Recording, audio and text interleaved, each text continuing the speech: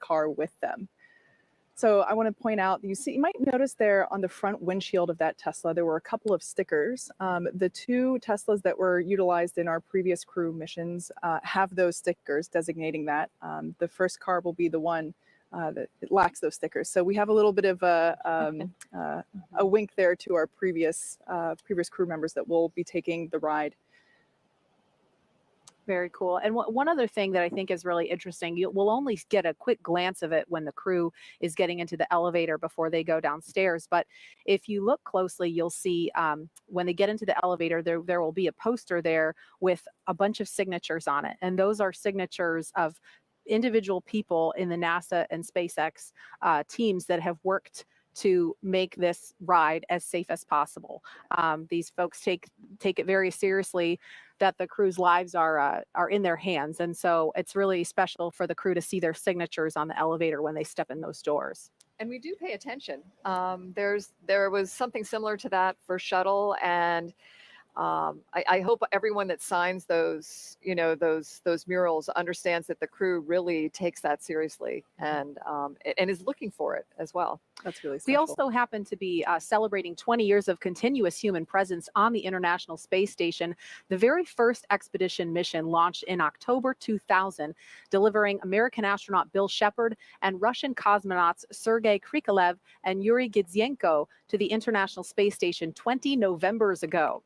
A NASA contingent was at the launch site in Baikonur and at the Russian Mission Control Center in Korolev, just outside Moscow, including one of our own broadcasting the launch on that historic day. Ignition. T-minus 10 seconds. 9, 8, 7, 6. We have engine start. 4, 3, 2, 1. We have ignition. We have ignition and liftoff. Liftoff of the Soyuz rocket, beginning the first expedition to the International Space Station and setting the stage for permanent human presence in space. We want to introduce you now to Kyle Herring, the NASA Public Affairs Officer whose voice you just heard. Kyle, there you are. You called the launch that day. It was October 31st, 2000. I know you've been involved in human spaceflight and missions way before that and ever since. Now, as we're about to launch long-duration human missions to the space station from U.S. soil on a commercial spacecraft this time, what do you remember about the day it all began? 20 years ago. It's hard to believe, actually. I remember almost everything about that day. And then again, it was almost in real time, like a blur. It was such a huge team that put that launch, not only the broadcast, but obviously the mission together. I was tied to Houston with just a phone line, and that broadcast still serves as kind of the template that we use for Soyuz crewed launches to this day. I was tucked behind the Russian Mission Control Center, the floor where the Russian flight control team that monitors the International Space Station, the Russian segment. I was adjacent to a NASA support team called the Houston Support Group, which is a team of NASA Houston flight controllers with a flight director at the helm of that team as well. Above us was a balcony that overlooked that flight control room floor. And I remember that the adrenaline kind of built as the hour passed by for the broadcast, but everybody's, kind of doing a job, and it was a pretty amazing day. And after liftoff, there's really no script at that point. You just follow the milestones. And Kyle, how does the accomplishment of Expedition 1 compare to what we're watching right now? It's similar and different at the same time. Expedition 1 was the Pathfinder increment. Even before launch, there was years of work that was done to ensure that they would have a safe and home work environment, if you will, on the station in which to live and operate. After 136 days on the station, Expedition 1 handed to Expedition 2, which had arrived via a space shuttle flight. And that kind of established the template for all of the crew rotations and the augmentations that we've done for ISS increments. And it's been pretty much seamless ever since. And by the way, the assembly continued around those folks while they continuously worked and lived on board the station at the same time. And Kyle, I just want to acknowledge we have NASA Administrator Jim Bridenstine and SpaceX leadership Gwen Shotwell in the room now to greet the crew, of course, from a safe distance and with their masks on as the crew prepares for walkout.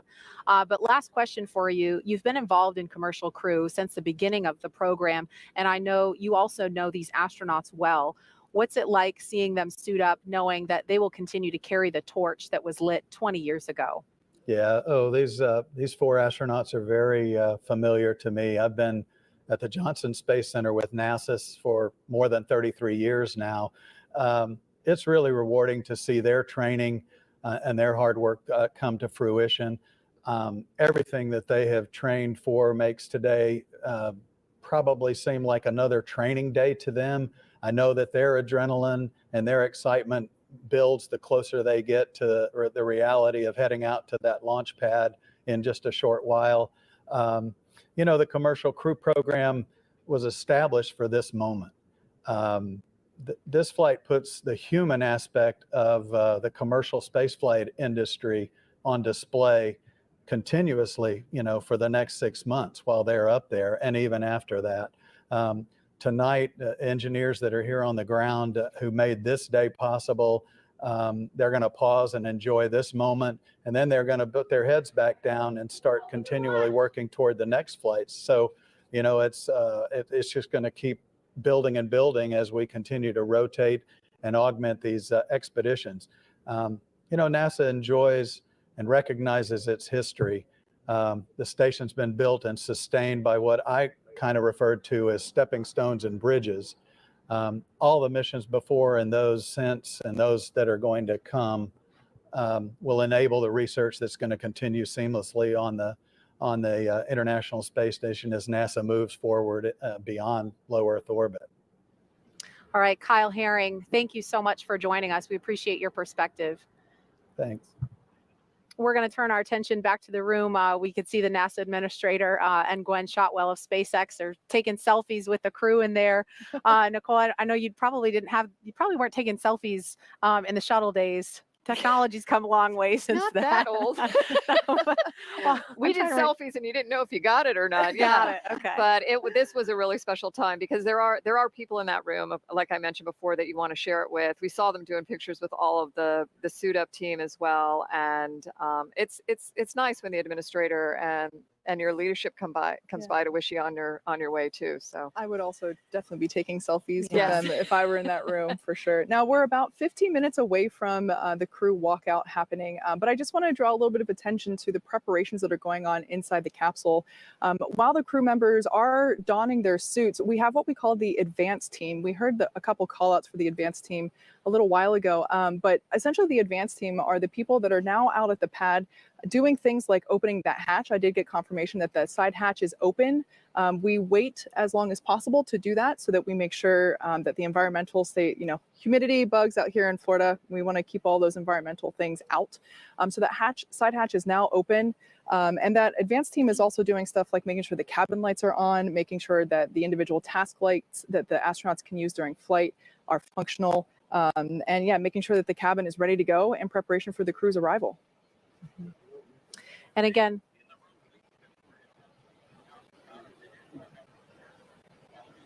so like I mentioned, yeah, there's a shot of Falcon 9 live from the pad at 39A now. Like I said, that side hatch is open. The advanced team is making the final preparations inside the cabin, getting ready for the crew to begin their journey out to the pad. and launch weather today is 50% go. That was the weather at last check. It's actually looking really good downrange. So things look a little iffy around the pad as we get closer to T0 of 727 this evening. But if we can make it past the immediate area, it looks very good for abort conditions. Yeah. And I heard earlier that the forecast for Wednesday, which is obviously the backup day, if we don't make it today, the weather in the immediate area looks really good, but the downrange weather is problematic. So We had 50-50 odds, I think, on Demo 2 launch day. did. So hopefully the odds will tip in our favor at just the right moment, Yeah. because this is an instantaneous launch I window. just received the most recent weather briefing a few minutes ago, and we're still at 50-50. So Okay. not better, but not worse.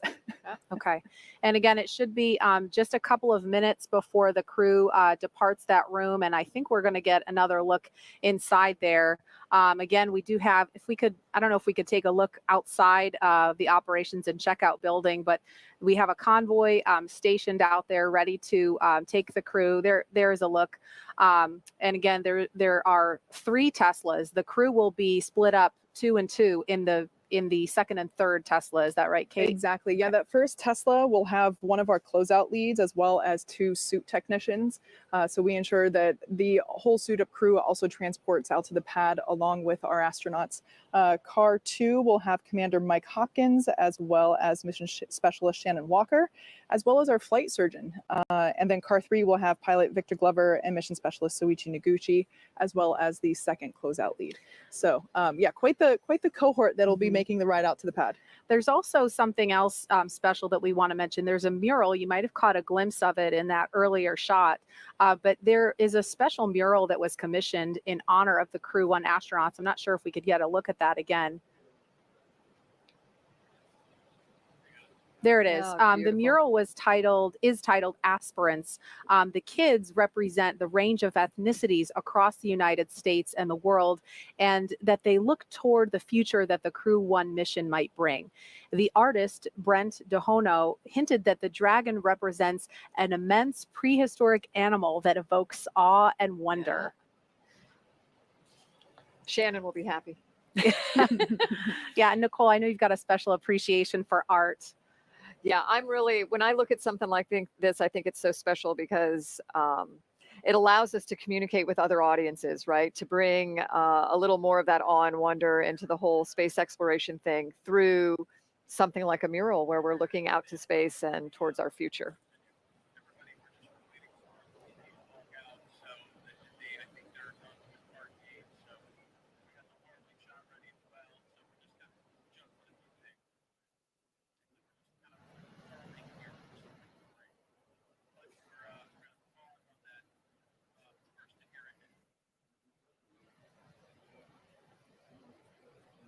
Okay, so again, we're standing by outside the Neil Armstrong Operations and Checkout Building. Crew donning their suits is complete. They should be making their way out of the room momentarily. They probably just a few moments ago finished up playing the mysterious card game. Nicole knows about this. Yeah, another one of these traditions. And yeah, the commander has to beat the chief of the astronaut office in a game of 21 before you can leave the room. So maybe that's what's holding them up. And we've got our resident social media guru here, Tahira Allen. Tahira, as we're waiting for the crew to walk out, what are folks talking about online? Thanks, Marie. So before I get into the conversation, I want to note there are already over 200,000 people tuning into this show right now across all of our social platforms. And I've been monitoring the conversation all week, looking at our hashtag #LaunchAmerica, and that alone is up to 38,000 mentions. And here they come, walking down the hall. Oh, Everyone's Aw. looking quite peppy there. yeah, so cool. They're looking for people. They're looking for the people that have helped them all along the way too and wanting to make eye contact. Yep.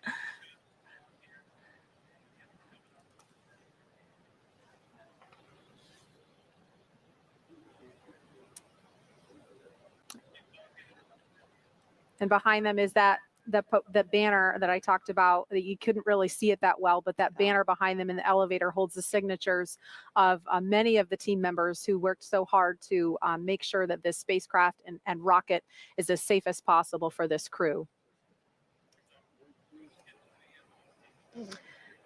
Okay, so we are just moments away from seeing the first multinational Crew Dragon crew exit the operations and checkout building outside here. But before we do, we will pause for America's national anthem performed by country music singer Travis Tritt.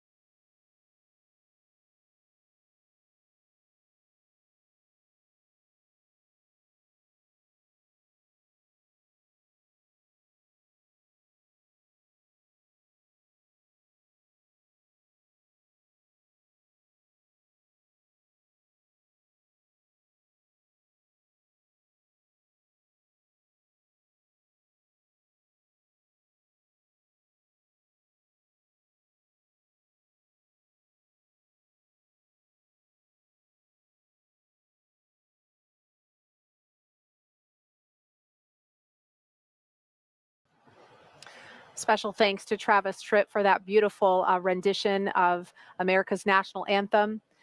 We are now just standing by. This is a view outside the Neil Armstrong Operations and Checkout Building. Inside here is the historic astronaut crew quarters and suit up room. There's a look at the doors that the crew will be walking out of any moment now. And you'll see stickers around that door. I think the crew actually did put their mission sticker up They over did. the NASA patch over the door the other day.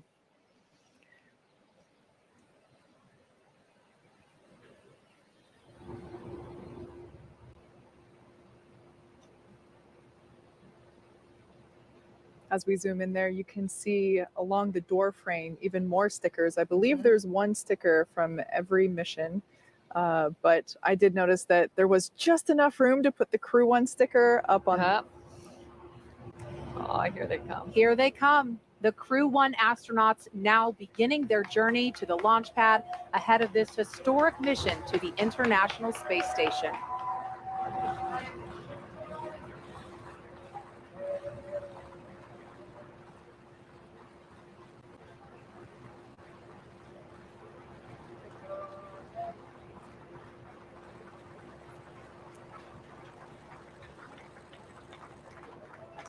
Outside the ONC building, we have friends and family gathered there for final goodbyes prior to liftoff with our astronauts.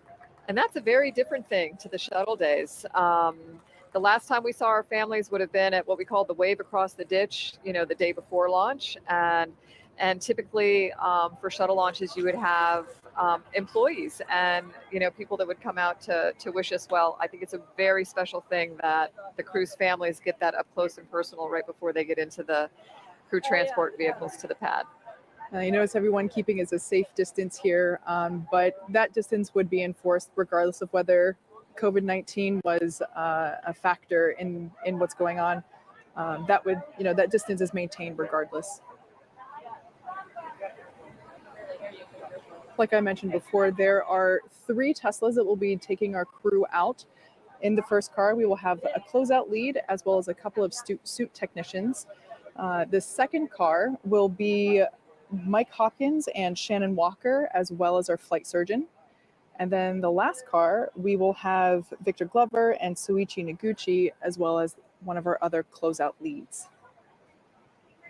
So like I mentioned before, the suits are assigned, the seats in the capsule are assigned, as well as the seats in the Teslas. There's no fire drills happening here today.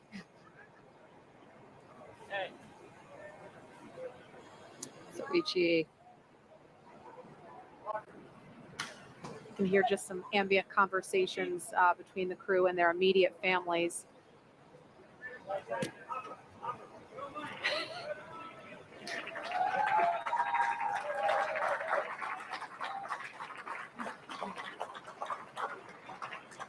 Such a special moment for them to have. Very.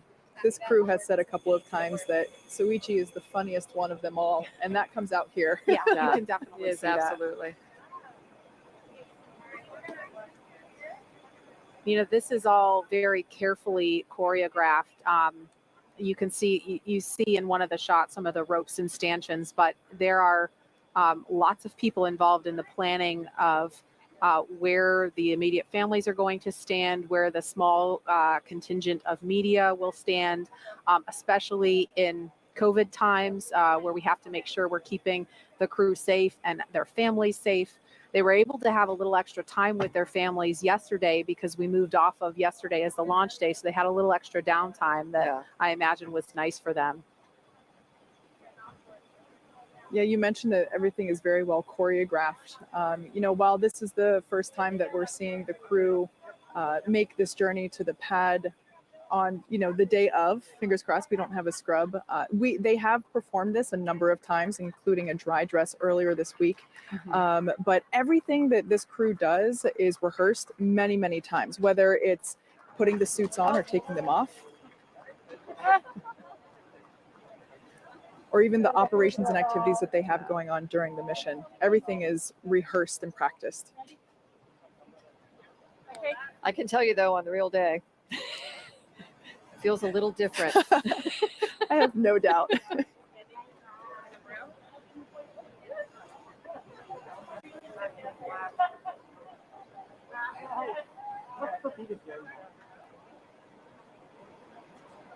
Immediate family members getting a chance to have another moment with the crew before they leave. And then you'll see some of the folks there in the blue flight suits. Those are astronauts from the astronaut office active that are working as crew support astronauts for the families and the crew members.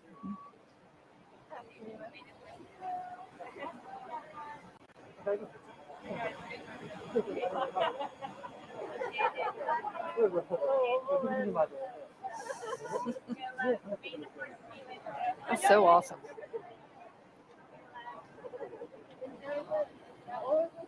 So I mentioned earlier that the Teslas that we utilized in our last crew mission, Demo 2, you can tell which Teslas those are because of the sticker in the lower passenger side front window.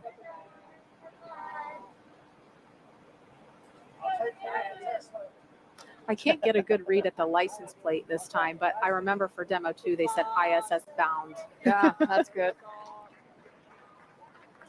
I think another one might say later Earth. This is Core on countdown 1 for timeline. The crew is departing for the pad on schedule. All right, so we just heard the call out from the Corps that the crew is departing for the pad, and they are right on schedule. Again, they are leaving the Neil Armstrong Operations and Checkout Building, now beginning a 20-minute ride, 20 minutes or so across NASA's Kennedy Space Center. They're going to drive right behind where we're sitting. We can't wait for that. And out to Launch Pad 39A.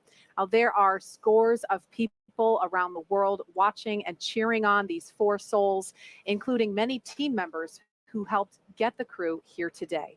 Take a look.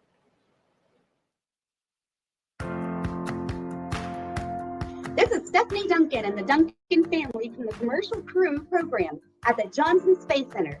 NASA, SpaceX, Shannon, Victor, Mike, and our new man, Soichi, you're all an inspiration to us adults and kids around the globe. From Texas to you, Godspeed, and let's launch America!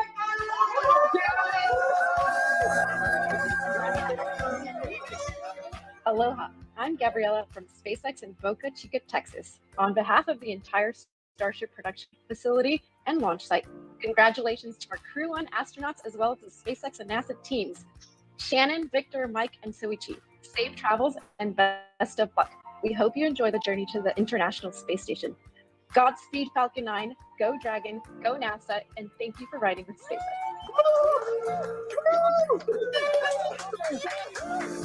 いつも一番難しいミッションが回ってきて挑戦をやめない野口さん、頑張ってください。日本中が応援してます。JAXA フライトディレクターの島村です。日本人初民間有人宇宙船に搭乗ということで、全国民が熱い思いで打ち上げの瞬間を待っています。野口さん、頑張ってください。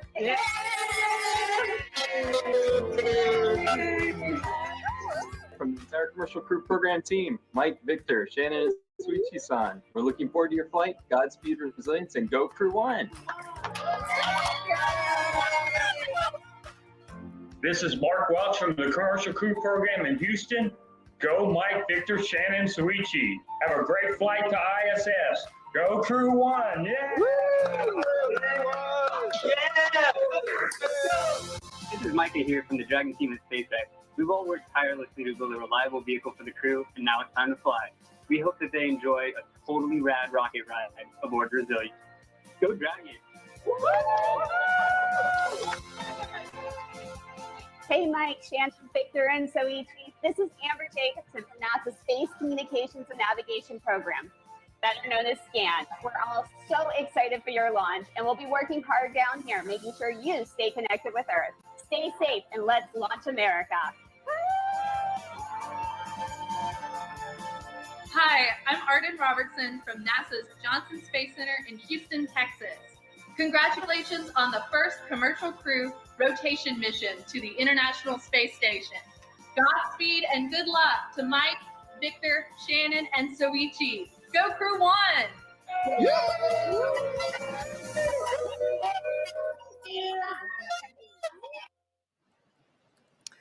We love hearing from those team members. It was really great to get the JAXA team included in those messages. Again, we are following the convoy out to launch pad 39A. And we understand that the crew has a ride out playlist. We tried and tried, could not find out what that playlist was. So I think that's top secret. But we had some conversation amongst ourselves about what they might be listening to. My personal pick would be something from Queen. And I told you I'm going to steal that because Yes. we need to have "Don't Stop Me Now" going right here. That is the at perfect desk. going to space song. Mine would definitely be something by Daft Punk, you know, with the spacesuits looking like futuristic robot aliens. Yeah, I just have to go with Daft Punk for sure. And as we're watching the crew, this is from we're calling it our chase car. The road is shut down in either direction for the convoy. So we are on the opposite side of the road with a camera, literally, so you can be along with the crew every step of the way. Tahira, I know we had to cut things short earlier, but I imagine there's been a lot of reaction to the things folks are seeing, and I'm sure you've got some thoughts on a playlist as well. Yeah, oh my goodness. So, I mean, the top sentiments that we're seeing online are just a lot of patriotism and well wishes for the crew. And that ride out playlist question is so fun. I think if I'm awesome enough to be an astronaut, I would definitely be playing Feeling Myself. But I think that's something that we should even pose to the public.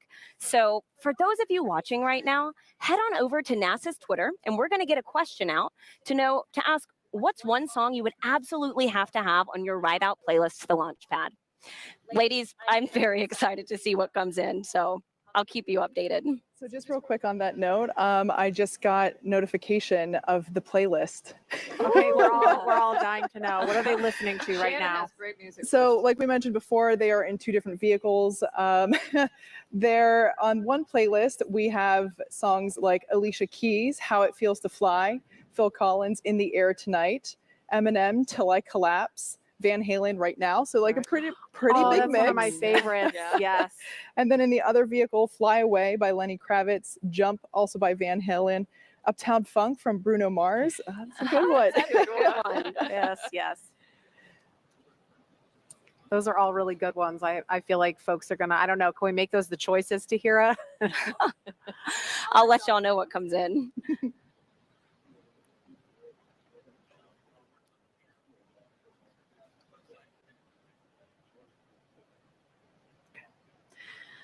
So Nicole, obviously they're in a pair of Teslas. This is a little different than your ride out experience. Can you kind of compare, contrast for us? Well, we rode out in something called the Astrovan, which I thought was really cool too. You know, the silver sleek vehicle that was heading out to the pad. But I don't know. There's something about this ride. You're again. The word surreal comes to mind a lot. You know, you're thinking like, I'm in a vehicle that's driving to a launch pad to take me to space, and it's difficult to believe that could be happening. So I wonder, how did it feel any different the first time versus the second time? Because Victor is the first timer here, and the others, it's their second or even third. And there goes the helo that's leading the way. So that's our cue that the convoy is going to be passing by us pretty shortly. Looks like they're turning right now on NASA Causeway. Yep. Yeah, it's I think just like launch, on your second time, you think, "Ooh, been there, done that." You're gonna get it. But I'll tell you what, the adrenaline, the feeling is equally as excited on the second time too. Okay, I know you're all watching the convoy, and so are we. We're turning around in our chairs because it looks like, is that the first car? That's probably the lead vehicle there. I think we see the lead car going by. So we're all turned around in our seats so we can watch them in person. Yeah. So something that's really cool, well, I think, we can see in the background there, they're passing the Vehicle Assembly Building, or the VAB, a very famous building here at NASA. And I just think it's so cool that they're literally driving down the road where the shuttle and the Saturns used to come down on the crawler, down there on Crawler Causeway. And there we see them in front of the VAB now. Woohoo! Yeah.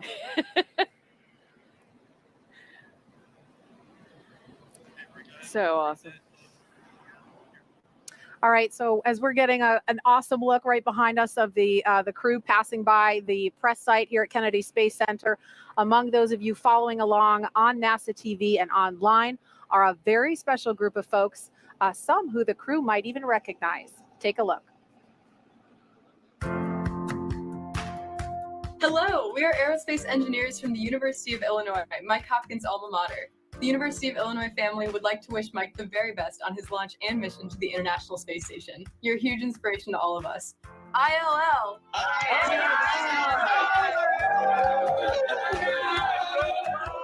What's up, everyone? My name is Aman Asfal from Cal Poly San Luis Obispo, Victor Glover's alma mater. I and my fellow students from Cal Poly want to wish Victor and all of Crew 1 a safe launch and wonderful mission to the International Space Station. You're an inspiration to us all, and thank you for representing Cal Poly well. Hi, I'm Brian Udell from Rice University Students for the Exploration and Development of Space. And I am Fanny Pandia with Rice's Society of Women in Space Exploration. All Rice Owls wish Shannon Walker and her crewmates a safe launch. And a successful mission to the International Space Station. Fly high, Shannon! Hi, this is Fuyuki Matsubara from the University of Tokyo School of Engineering. So Ichi, you are a huge inspiration to us all. We are wishing you and your crewmates safe flight and can't wait to see you in space. どうかお気をつけていってらっしゃいませ。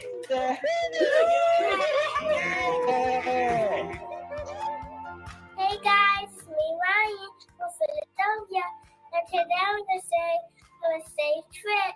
Go NASA, go SpaceX, go Crew 1!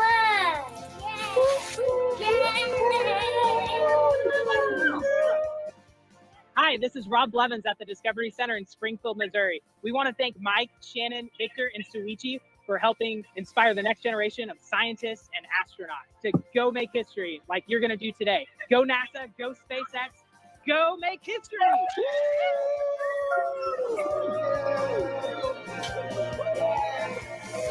Hi, everybody. I'm NASA astronaut Drew Feustel, and I'm here with my fellow astronauts to wish Crew 1 a successful and exciting ride to the International Space Station on the SpaceX Dragon.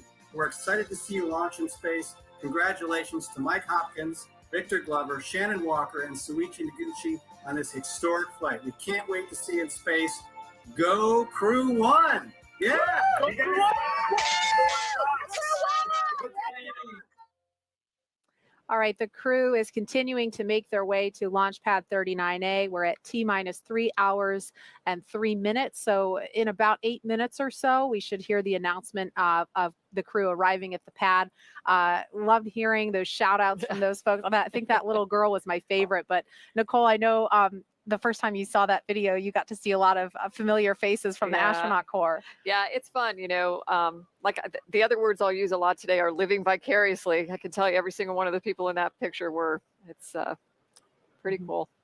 And now with the eyes of so many around the world watching, the crew is nearing their next milestone. At this point, the convoy is approaching pad 39A and entering what is known as the BDA, or blast danger area. Before any pad technicians, engineers, or astronauts enter this area around the launch pad, the SpaceX and NASA teams have to do internal go, no-go polls to make sure everything is clear and it's safe to approach. This view that we have now, I just love it. This is the pad where humans went to the moon. This is pad 39A. And originally built in the 1960s to support the Saturn V for the Apollo program. It was then upgraded to support the shuttle program.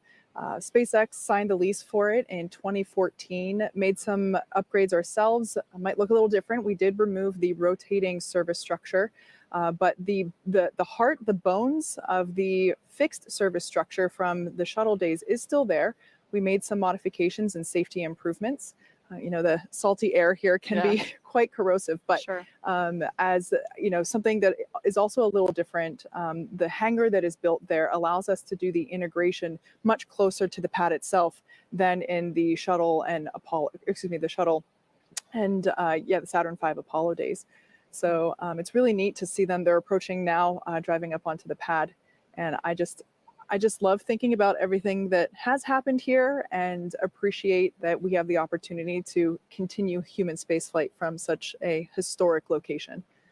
Yeah, it really strikes me that the last time we saw this happening was back in the spring with Bob Benkin and Doug Hurley making this approach onto the pad, and we saw them kind of lean back after they got out of the cars, looking up to try to just take in the height and the grandeur of the pad, knowing that they were about to get on a rocket that was going to come to life. And now we have a full crew of 4. And it's just spectacular to know what is just around the corner for them. Mm-hmm.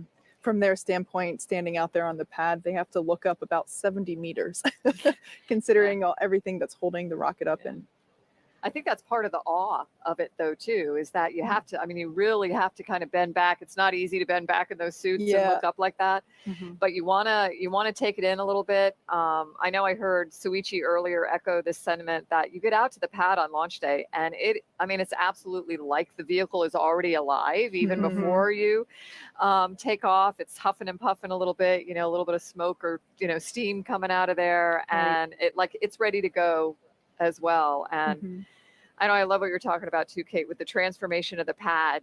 I think I was very fortunate to fly both times out of 39A on Discovery, and I don't know, on the one side you want the pad just to stay the way it was, when you went, but absolutely that as it's changing, that new opportunities are opening up. It's allowing us to get back to space on a new vehicle and look to the future of space exploration. Yeah. I mean, the pad has to change just like everything else does. Absolutely. I mean, the shuttle program was the spaceflight program of my childhood, and there's absolutely nostalgia associated with that service structure. And but to see the transformation take place and to see all of the upgrades that have been incorporated, not only to allow Falcon 9 to fly from here, but also Falcon Heavy, it's really mind-blowing in many ways. Yeah. And for folks that may be wondering, the reason why we don't see the crew right now, we saw them pull up to the base of the pad. They have an opportunity for a bio break before they get into the elevator. That's something you can't overlook, important stop you have to make. So we're giving them a chance to do that. And then we will probably hear the official call out that the crew has arrived at the pad at T-minus 2:55. So that's coming up in about 3 minutes or so. And one other thing, Kate, for folks that maybe aren't familiar with the operational timeline for Falcon 9, there's no fuel in the rocket yet, right? That process hasn't started yet. For Crew Dragon, it's a little bit different, but can you explain that process for folks who might not be familiar with it? Yeah, absolutely. So in order to make sure that the 9 Merlin engines have the best performance possible, we wait as long as we can to begin. On countdown 1 for timeline. All personnel have arrived at the pad on schedule. All right, good call there, confirming that we are on schedule. So as I was saying, we want to make sure that the 9 Merlin engines have the best performance possible. And in order to do that, we use super densified, super chilled liquid oxygen. So the colder you get the liquid oxygen, the more of those oxygen molecules you can pack in. So we get better performance by having more oxidizer. And so we basically wait in the larger timeline of things, it seems like last minute, but it's around the T-minus 35 minute mark that we will begin that prop loading on first and second stages with liquid oxygen and RP1, which is our rocket grade kerosene, basically. And Crew Dragon, though, has already been fueled. Right? Oh yeah, I'm sorry. Yeah, the capsule itself. Yeah, right. So the Dragon capsule use hypergolic fuels that are instantaneously combustible. So that's why they're great for a spacecraft, because you don't need an ignition source. You just put the two together, the fuel and the oxidizer, and they combust. So yeah, those hypergolic fuels were loaded onto the capsule earlier in the week. Actually, might have been last week. I'm losing track of the days at this point. I know. But yeah, that is all done prior to integration. That's all done in an area called Dragonland down the street. And then, so the capsule then gets integrated onto the trunk, and then we transport that here to 39A, and then we then integrate the trunk and capsule on top of the second stage. And we had what is called a dry dress rehearsal of this entire process without fueling the rocket. That's why it's called dry dress, because there's no fuel involved. But that happened on Thursday. So I'm mixing up my days like you, Kate. We all are. Today's Sunday, right? Yeah. Yeah. So Thursday there was a dry dress rehearsal where they went through this whole process from. Best way to.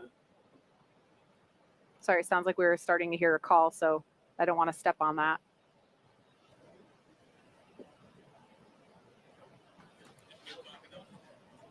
Okay, so to recap, we had a dry dress rehearsal on Thursday where the teams went through the entire process, starting in the suit up room of suit up, right up to the pad.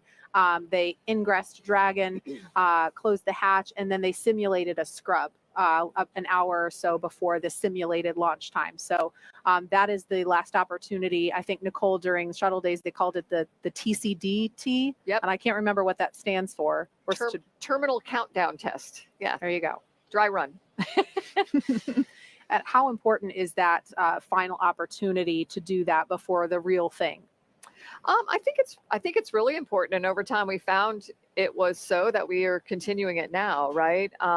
There's something about having the team in that, I mean, really in that launch mode. Real vehicle at the pad, you know, shortly before the actual time is going to come to, you know, to run through these things and to give the crew an opportunity, like you said, at about an hour before to run through what it would be like if they needed to scrub and, you know, kind of that final countdown and get, you know, to their escape baskets or down to the base of the pad and out of harm's way. So just get your head kind of in the right place. Yep. And we actually had a scrub with Bob Benkin and Doug Hurley. The first launch attempt for Demo 2 was May 27th. We ended up not going until May 30th. But that first day, scrub happened at all the way down to, it was like T-minus 17 minutes. Yeah. And so Falcon 9 was still, you know, was well into the fueling process, and the crew can't egress from the capsule until the vehicle is offloaded. Right. We've got to offload all that fuel. So hopefully we won't be in a situation like that today, 50-50. We'll see. But here they are. The astronauts have begun to emerge from their bio break. And I'm not sure which pair this is. I think that might be Victor and Suichi. You have better eyes than I do, Kate. I think that might be Shannon. Yeah, I think that's Shannon. I'm sorry, on the right. Shannon. Yeah. Okay, Victor and Shannon. So they are getting inside the elevator. This is the same elevator Nicole's on. Yes, it is. So I mentioned before that we have something called the advanced team. And when I learned about this. Okay, that's Mike and Shannon. When I learned about the advanced team, they are responsible for, like I said before, making sure the hatch is open, the cabin has communications and lights. They're also responsible for making sure that someone has the elevator keys. Yeah. Yeah, you can't just get in there. Yeah. You know, the devil's in the details. For sure. Now, when the astronauts ascend here, just as in the olden days, the levels of the tower are not marked 1, 2, 3, 4, and so on. They are marked by foot height. So they press the 255-foot button and ride to the top. Okay, and here's our first look at that level where they come out of the elevator. Now, they're going to make their way around because they have a handful of stairs to climb to get up to the level where the crew access arm is. That's that long suspended walkway. So here they go up the steps. Got to work for it. Yeah, right. Well, they've made it this far. What's a couple more steps? Oh, look how beautiful. It's been a long time since I've had the privilege of being up there and seeing that view up in person, but it is just, words don't do it justice. Yeah. Okay, so here's a view. You can see the NASA worm, and on the far end, that is where the phone is. Nicole, can you talk about the significance of the phone there? Yeah, and I think they've maintained the same original phone, like the big handset, you know, and it was one last opportunity to, you know, call your family before loading up into the vehicle. And I don't know, I love that NASA and now NASA and SpaceX have maintained these personal touches to the humans that are part of human spaceflight. I think it's really, really important that we do those kinds of things. And the one other thing that you'll notice are the white arrows pointing towards us on the camera, and that's not just for design. That there's a very Although those are very it does look cool, but that they're very intentional. Okay, and so this will be Victor and Soichi. Yeah. Now approaching the pad. So Mike and Shannon got a head start. Victor and Soichi are making their way to the elevator now. I wonder if they're going to stop and they gotta strain, or maybe they've already done that to get a look up.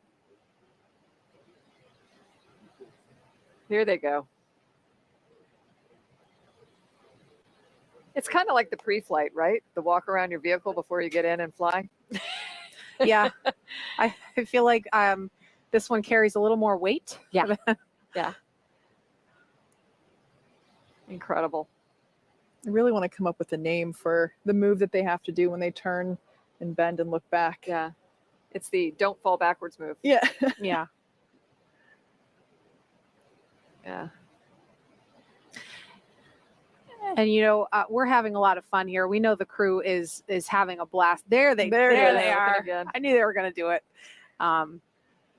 But this is they must have so much adrenaline pumping through them, because when you are getting on top of a rocket, your life is at stake. And that's not something that any of the people involved in this mission from start to finish take for granted or take lightly. The folks who work on this program take that responsibility to heart. And like you said, Nicole, I mean, when you're talking about the relationships with the people in the suit up room, they have those relationships with people across the NASA and SpaceX teams. They walk the factory floor in Hawthorne, and the people that work this mission, they know the astronauts and they see them as their own family. Here's a look inside the crew access arm from the inside. I love this shot. Yeah. When this was being designed, it was definitely a forward-thinking design that we went with.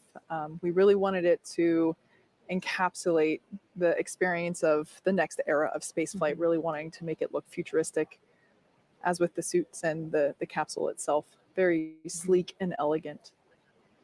Okay, so here's Victor and Soichi. The last shot inside the access arm was Mike and Shannon. So they're standing now inside the white room. We're going to explain a little bit more about that in a minute, but you can see the side hatch of Dragon open, and that is where they are going to ingress or climb inside in about 13 minutes if things are on schedule. Yeah. They're signing the wall there. Kate, can you explain what they're doing there with the signatures? So we just saw Mike's. The crew has arrived at the white room on schedule. All right, good core call there. Just notifying everyone that the crew has arrived on time. We now see Shannon adding her signature to the wall. So in keeping with tradition, we painted this room white, and the advanced team, once again, I'll talk about them. Part of their responsibility, also making sure that there's a Sharpie on hand so that crew members can add their names to our signature wall. Bob and Doug did this prior to their flight. And I love that this is really the last thing you do before you get in our spaceship. I just love that there's an opportunity, and I'm really looking forward to seeing the list of names grow over time. It's going to be spectacular to see. Well, if everything goes as planned, we'll have the next group of 4 signing their names there in the spring with Crew 2. Mm-hmm.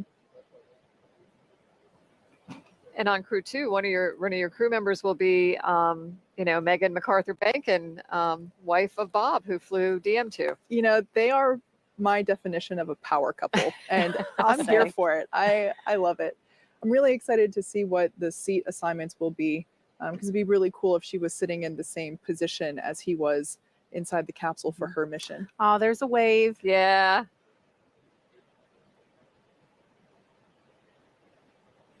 This is so exciting for Soichi, and I know he has some extended family who couldn't be here in Florida for the launch, but hopefully they're getting the opportunity to watch from Japan. And I'm trying to think of what time it is there now. It's early Monday morning, so if they set their alarm clocks early enough, they'll have a chance to. I'm sure they are. Yeah. So I think at this point in time, Victor is making that last family phone call. Mm-hmm. And Kate, we started to talk about the arrows, and then hi. I feel like he's watching us. Well, that's so awesome that he's doing that, because I think we had talked about this once before, where in the white room before, because with shuttle, we didn't have that last meet and greet kind of thing at the O&C before getting in the vehicles.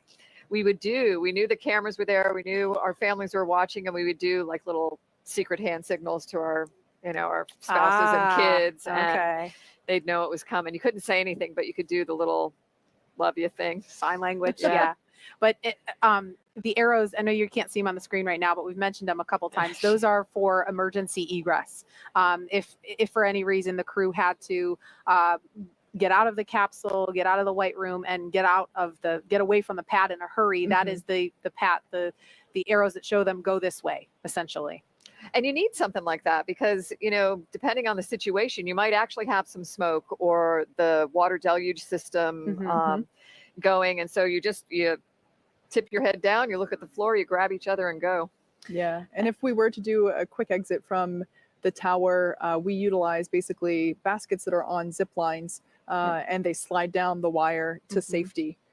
And you can see on your screen the crew beginning the ingress process already. So our timeline has this happening at T-minus 2 hours and 35 minutes. So it looks like they may just be starting that a little bit early. There are, of course, 4 astronauts who have to ingress. So this doesn't happen in an instant. It's a process, but obviously that process has begun. So we see some of the suit technicians there assisting them to get into their seat, making sure that the boots are able to lock into position on the footrest appropriately, making sure once again that all the zippers are in the right place, and making sure that we're able to do all the checkouts necessary, both in terms of environmental controls, but also communication audio as well. And I wasn't sure, do we have Mike and Shannon already inside?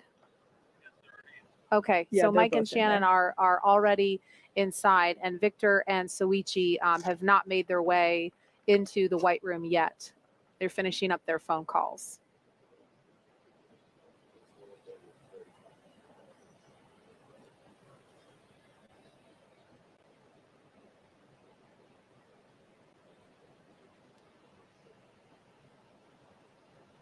And so again, crew ingress is just a spaceflight term for getting inside the spacecraft. So Mike Hopkins and Shannon Walker have ingressed Crew Dragon.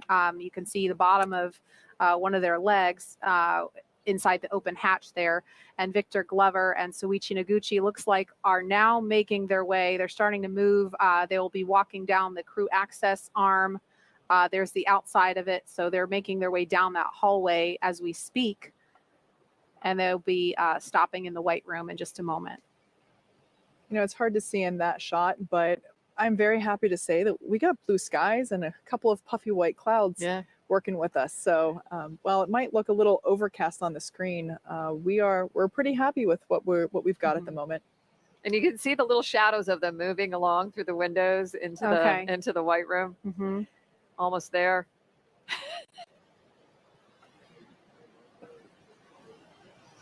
Okay, there they are. So this is again a look inside the white room. It's not a very big space. It's pretty tight, but that's by design.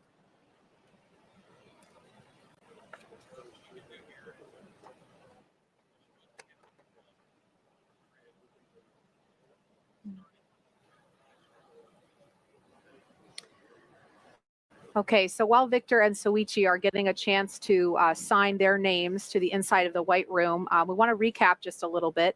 If you're just joining us, you're watching live coverage of NASA's SpaceX Crew 1 mission, today sending 4 astronauts into orbit on a mission to the International Space Station.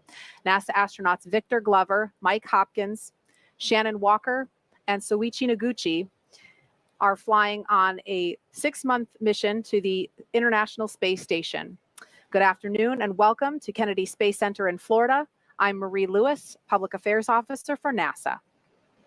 And I'm Kate Tice, Senior Certification Engineer at SpaceX. Happy to be bringing you live coverage of the Crew 1 mission from Kennedy Space Center.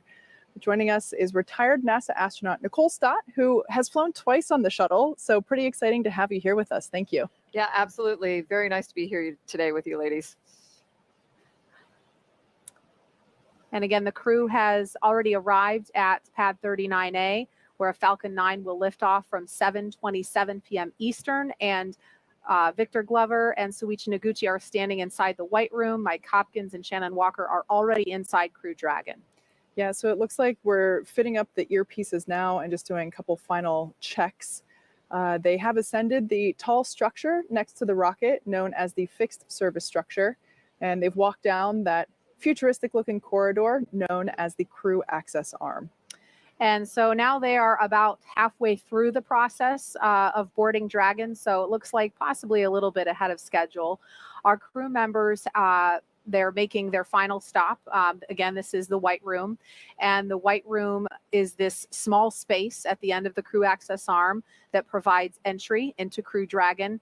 And as Kate mentioned earlier, this is the last place the crew will be on Earth before stepping into the spacecraft for their ride to the International Space Station.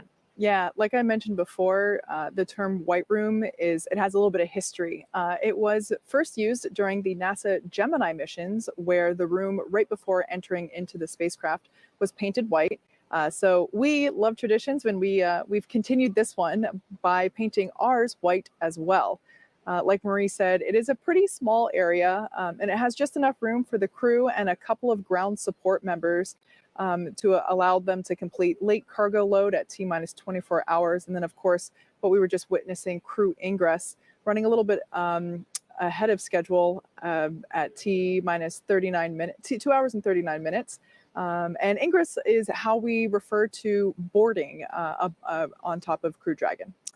Now, inside the White Room where we're looking, there is a movable platform that gets extended out to the capsule, and that helps bridge the gap between the crew access arm and the Dragon side hatch. And this allows for easy entry into the spacecraft.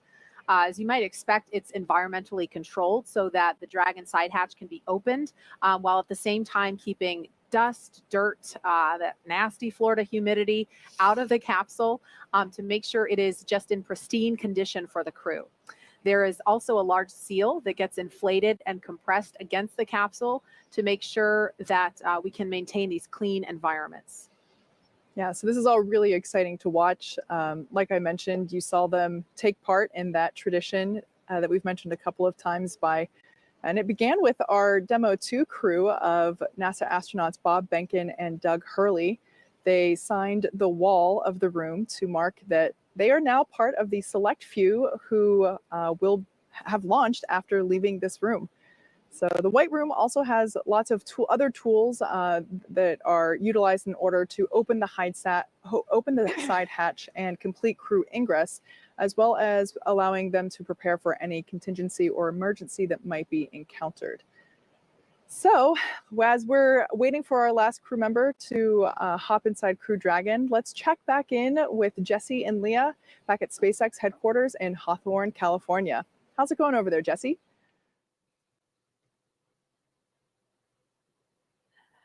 Everything is going good. We are so excited watching ingress right now. Yeah, so as Jesse just mentioned, this is ingress. That means the astronauts are entering the Dragon capsule. That's a spaceflight term, and you'll hear a lot of these space terms in the coming hours and days. Ingress is what we use when crew members are getting into a spacecraft or airlock, and egress means the opposite. They're exiting. But before climbing into the capsule today, the crew completed a foreign object debris check, also known as FOD check. That means they themselves have to be inspected for any substance or debris that isn't supposed to be on them or their suits, which could potentially cause damage to Dragon. To help protect against debris, the crew has covers on their boots as well as their umbilical cord on their suits that need to be removed before they ingress. So they've been doing that. Victor is up next or last, completing that FOD check. And once the FOD check is complete, Mike Hopkins, our commander, first ingressed, and then Shannon Walker, Suichi Noguchi, and now we are waiting for Victor Glover, actually watching him enter the vehicle right now. And they are now getting buckled in and attaching their umbilicals to their suits. The suit techs are there helping if as needed. The umbilicals allow the crew to have comms through their suit, air to help keep them cool, as well as delivers nitrox for suit pressurization. And as we mentioned earlier in the broadcast, the suit's primary function is to protect the crew in the event of a cabin depressurization. I love this view inside Crew Dragon. And as you saw, there are 4 seats configured right now, and they're numbered 1 to 4 from right to left when you're looking at the seats. Mike Hopkins is in seat 2. That's the commander's seat. And then Victor Glover will be beside him in seat 3. That for Crew Dragon is the pilot seat. Soichi Noguchi is in seat 1, and Shannon Walker is in seat 4. Now, directly in front of them, which you can see here, are 3 displays, which they'll use throughout the flight, getting insight into Dragon systems, seeing any alerts or issues with the vehicle, and if required, they can take control and manually fly Dragon. And coming up, the crew will do a comm check to make sure that they can hear mission control, and then their seats will be rotated into position for launch. But right now, they are finishing getting buckled in and getting their suits connected to those custom seats. Some of those things to listen for when we're doing those comm checks. They'll be doing comm checks through multiple paths to Dragon. They'll do some through TDRS, that's our tracking data and relay satellite system. We also use that for communications with the International Space Station.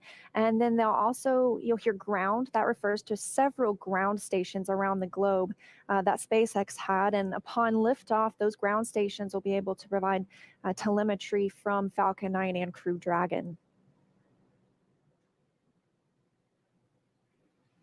There's also about a half a dozen checks to ensure everybody's ready in here. You can see those suit up crew. I've heard people call them the ninjas before. I think it's a pretty apt name, but they are checking to make sure the suits are ready. They're helping them connect the umbilicals. They're buckling them in. They're also assisting with those leak and comm checks. So they each have a very individual and specific role. And we just stepped through this a couple of days ago for the dry dress. Every single detail, we stepped through it, from buckling up to connecting the umbilicals, even the comm checks.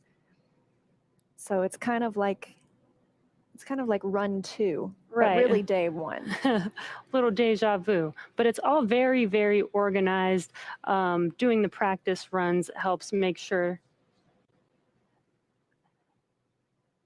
This helps make sure that, everything goes smoothly on the day of launch, like today. It looks like almost everybody's all buckled in, just finishing up with Victor.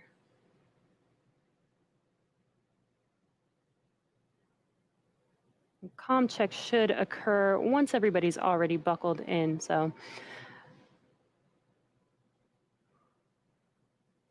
a lot of excitement. Really cool to see 4 crew members. Just saw a wave from Shannon there in that far left seat.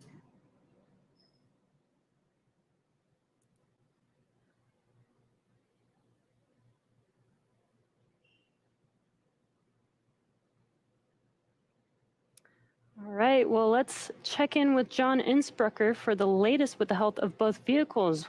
What's the update so far, John? Well, we've got just over 2.5 hours remaining in the countdown for the launch of Falcon 9 with Dragon on the Crew 1 mission to the space station. Right now, the Dragon launch ops team has completed their major activities to prepare the spacecraft for the astronauts. Checkouts of major systems are complete, including the escape system. And as you can see, ingress of the astronauts is well underway, getting Victor strapped in right now. No issues are in work. And right now we're listening, waiting for comm checks with the crew and the ground coming up here shortly. On the launch vehicle, the Falcon 9 team is located in Firing Room 4 in the Launch Control Center at KSC. They're settling in for final checkouts and propellant loading and launch. They'll be doing comm checks with the crew, and that'll happen about T-minus 2 hours. Currently, all systems are go on the Falcon 9 launch vehicle. The range continues to report no problems. The weather forecast continues to be acceptable. We're watching the upper altitude rain showers if they're in the trajectory of the vehicle. Also watching thick cloud rule and keeping the fingers crossed. We're also looking at weather around the world. We need to make sure conditions are acceptable if Dragon has to splash down in the Atlantic in case of an escape. And we're also monitoring contingency splashdown locations if the crew had to come back to Earth before docking with the space station. Now, if this were to happen, SpaceX and NASA are coordinating with the U.S. Coast Guard to ensure crew safety upon splashdown. And that includes extra ships and air assets to patrol a 10 nautical mile keep-out zone. This will help mitigate safety concerns for any boaters who are approaching the launch area. As the clock continues to count down, all systems are go at T-minus 2 hours, 31 minutes. And let's head back over to Jesse and Leah, who are also here in Hawthorne, as we wait for the comm checks with the crew. Thanks, John. Sounds like everything is looking good so far. We're getting really excited here. And the astronauts are still wrapping up, buckling in, and getting their suits connected to their seats. Definitely ahead of schedule today, though, so that's a good sign. And as we mentioned, we're really standing by for those comm checks with the crew. Some of the people you'll hear talking with the crew during those comm checks are the core, which we've mentioned. That's the Crew Operations and Resources Engineer. They're here in Hawthorne. We have a similar position at NASA called the CAPCOM. That's the person who really takes the, oh, and there's the core right there. That's the person who really takes all of the information that's happening down on the ground and relays it to the crew so it's coming from one location.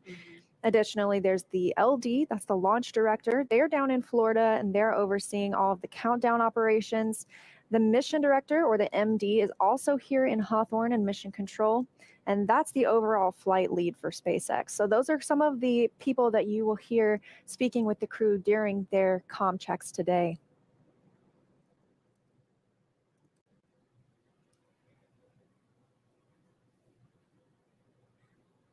Once they're all finished getting buckled in, those seats will also rotate into launch position. Right now, it does look like they're a little further away from those display panels, but once they rotate backwards, those display panels will be right in front of them and easy to access. Just under 2.5 hours now, too, before we launch today. As John and I mentioned, weather's still looking good. Just a little bit about the vehicle they're on itself. Crew Dragon and its trunk are about 27 feet tall. That's from the tip of the nose cone to the base of the trunk. Under that nose cone, we have bulkhead thrusters. Those will be used for some of the burns after the crew are already on orbit. And once they launch today, as we mentioned, it's going to take about 27.5 hours until they arrive at their destination on the space station. That allows them to get a little bit of a sleep period, because at some point, obviously, you get a little too tired. We want to make sure our astronauts are cognizant and fully focused on the mission. And so after a really long day today, they're going to get to sleep for about 8 hours tonight before waking up tomorrow, continuing on with the mission, and then docking with the International Space Station.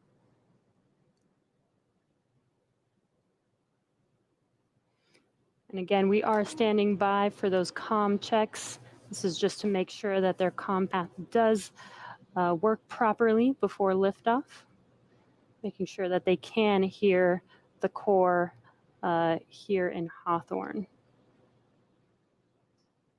Just a high-level look at some of the other milestones that will be coming up over these next 2.5 hours. The next big milestone will be the hatch closure. We'll be looking for that around T-minus 1 hour and 55 minutes. And then at 45 minutes before launch will be the go, no-go for propellant load. So there's not any propellant on the first or second stage of Falcon 9 right now, but they'll begin loading some densified kerosene, and then the oxidizer is some liquid oxygen. That will be loaded onto the Crew Dragon up until just a few minutes before launch, or loaded onto Falcon 9, I should say.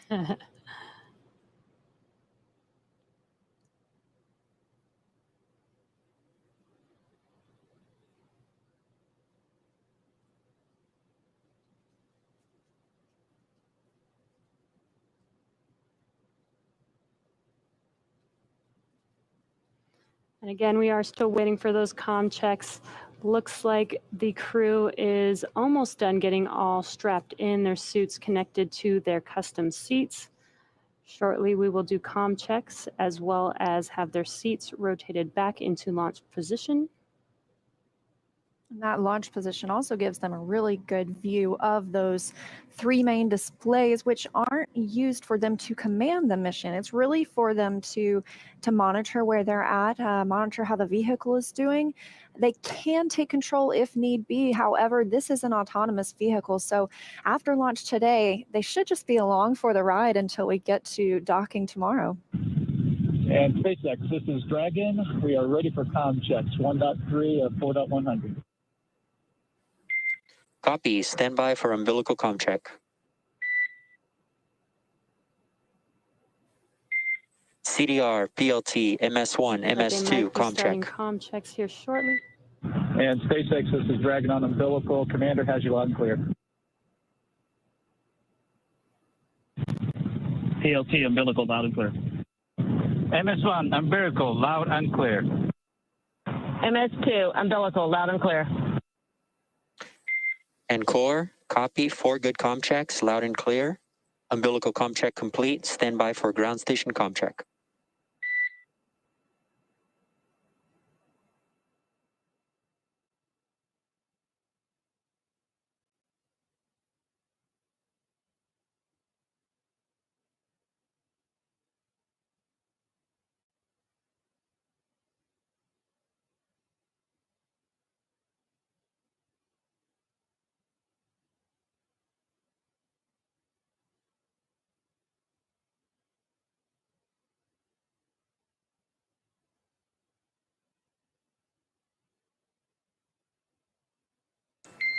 Dragon, SpaceX, comm check over ground stations. And SpaceX, this is Dragon. Have you loud and clear on ground station. And core, I've got you loud and clear. Ground station comm check complete. Stand by for TDRS comm check.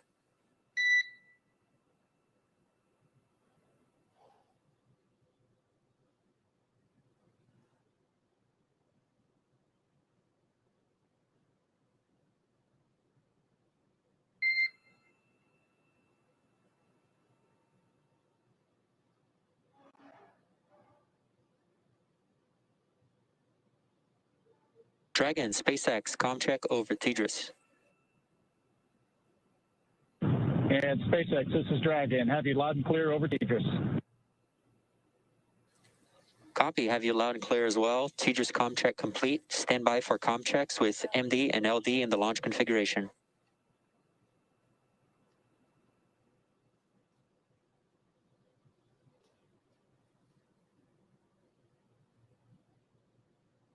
Dragon, MD on countdown 1, comm check. MD, this is Dragon on countdown 1, loud and clear.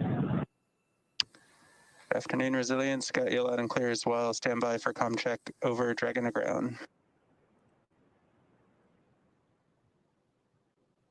Dragon, MD on Dragon to ground, comm check.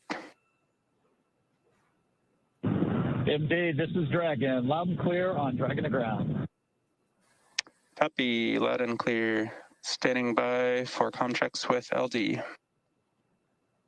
Dragon, LD on countdown 1, comm check. LD, this is Dragon on countdown 1. Have you loud and clear. LD, loud and clear. Stand by for comm checks over Dragon to ground. LD on Dragon to ground, comm check. And LD, this is Dragon. Have you loud and clear on Dragon to ground. LD, loud and clear. Good luck, Resilience crew. Copy and thank you. Okay, Resilience, that concludes our launch configuration comm checks. Please report when you are ready for seat rotation per section 2 of 4.100. Dragon copies and inward.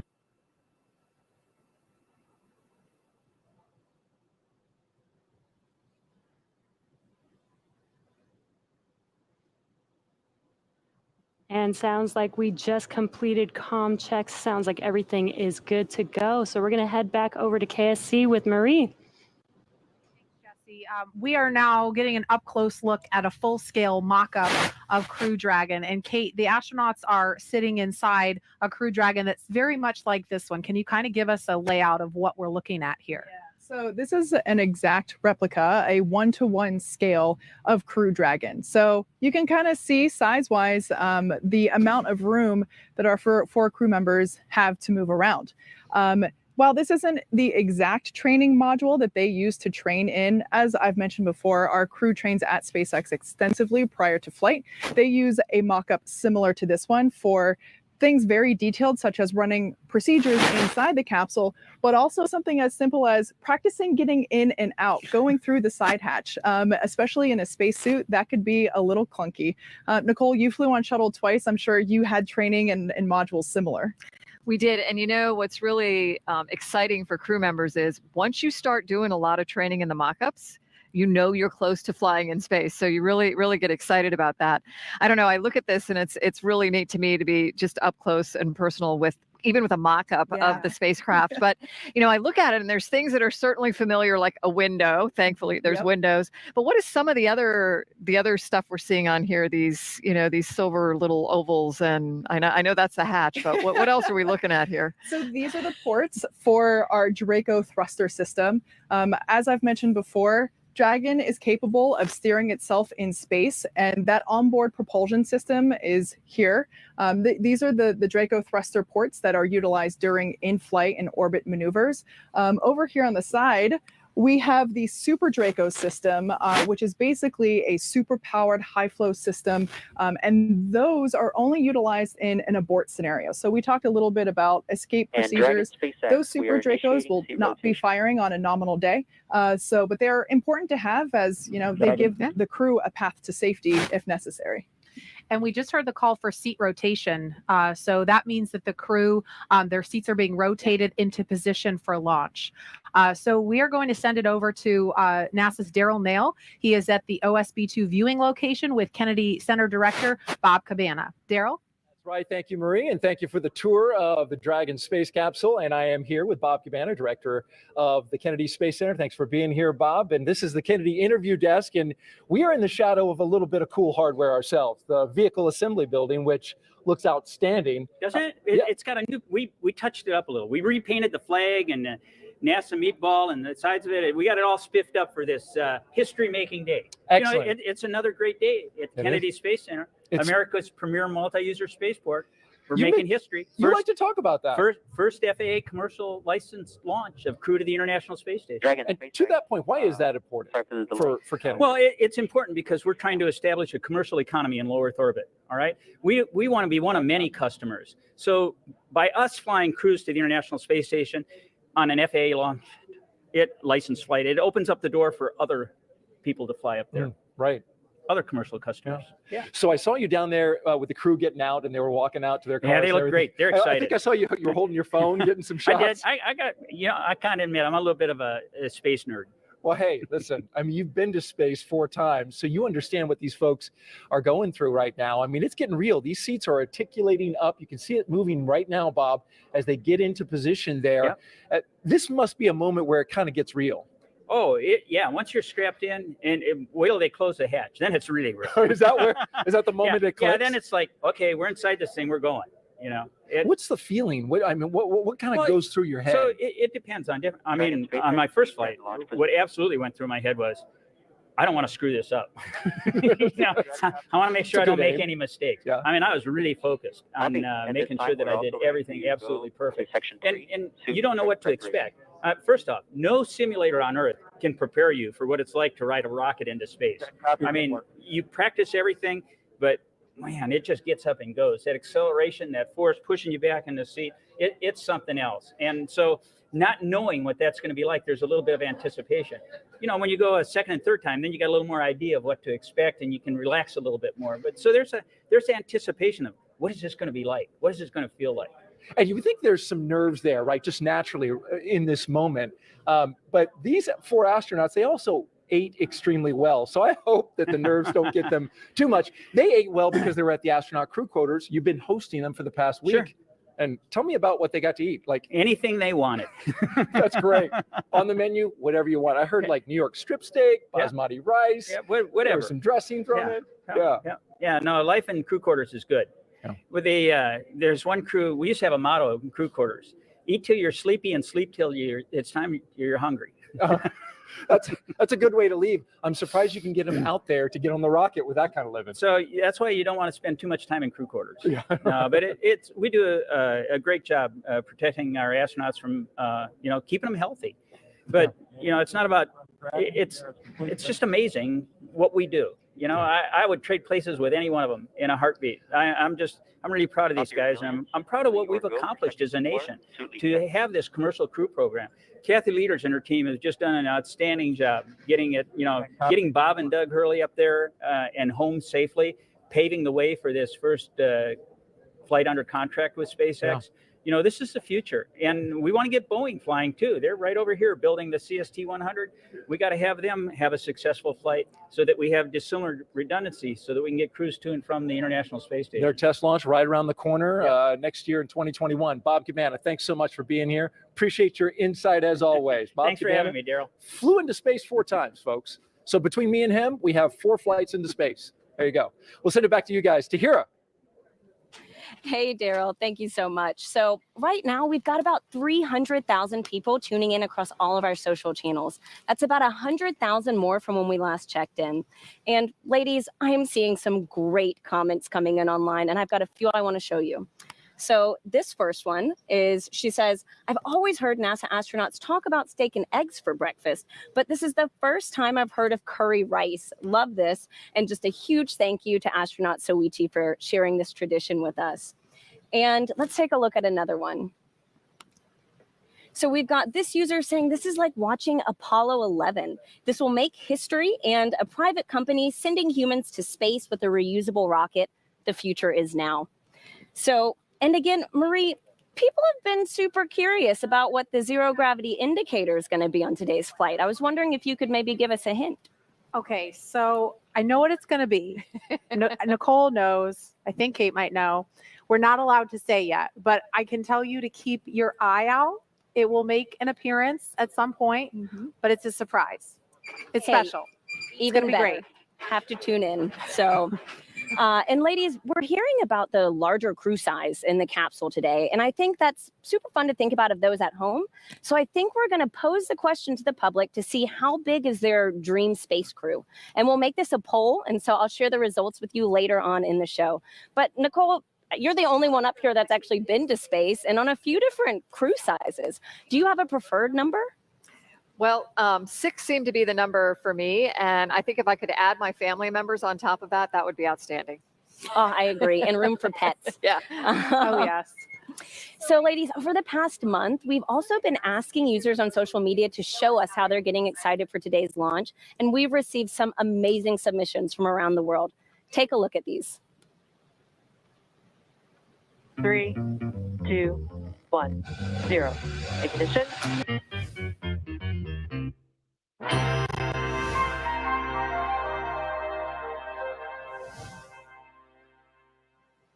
I mean, there you have it. People from around the world are just engaged with this launch. All right. Thanks to Hira, and thanks to all of you following along. Keep sending us your submissions, how you're watching. We love seeing those. So we had seat rotation and comm checks, and we want to learn a little bit more about the crew before we get into hatch closure. This will be the second space flight. 5.2 at 4.100. We are ready for Dragon hatch closure. Okay, so we just heard the Copy, call. ready for hatch closure, and we'll keep you posted as that progresses. Okay, so we heard the call that they're ready for hatch closure. So we're going to pause for just a moment.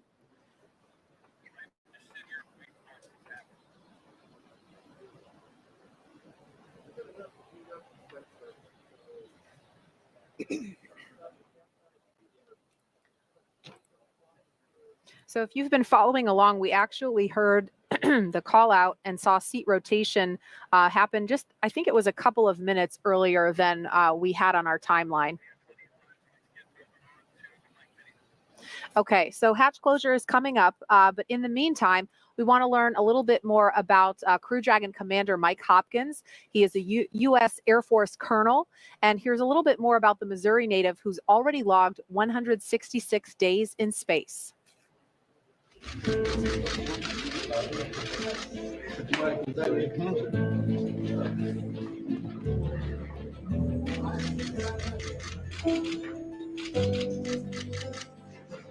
Sitting on the launch pad is definitely a moment that you're always thinking about, right? That's one of the more critical phases of the flight, as you can imagine. You're very focused in, right? It can be a very emotional time. you're kind of pinching yourself because it's hard to believe that you're finally there. Born in Lebanon, Missouri, he is an Air Force colonel and a flight test engineer. He was selected as an astronaut in 2009. He spent 166 days on the International Space Station, introducing NASA astronaut Mike Hopkins.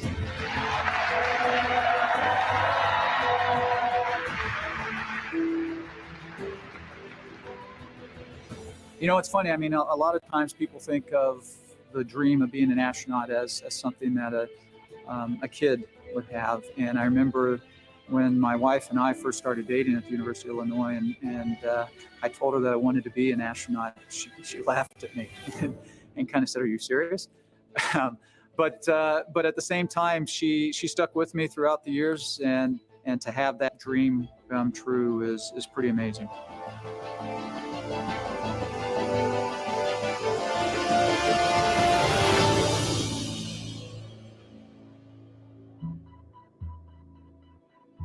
My role on the Crew Dragon itself as part of Crew 1 is the commander of the vehicle. We'll be launching to the International Space Station, and we're going to be doing a long-duration mission, a standard long-duration mission. One of the nice things about being on board the International Space Station is you have a lot of connectivity, believe it or not, with your family. And so I was able to call just about every day. My family means everything to me. It is the most important part of my life. My wife Julie, my son Ryan, my son Lucas, they are just such a huge part of this whole endeavor. You know, without family, it just wouldn't be as meaningful.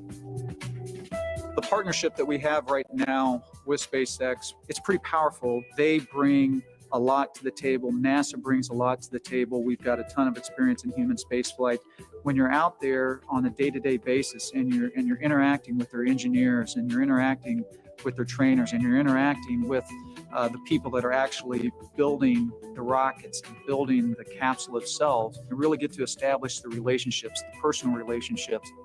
It's not just about the astronauts that are on board, but it's about the entire team at NASA and SpaceX that it's taken to launch this Crew 1 vehicle, and we couldn't do our job without them.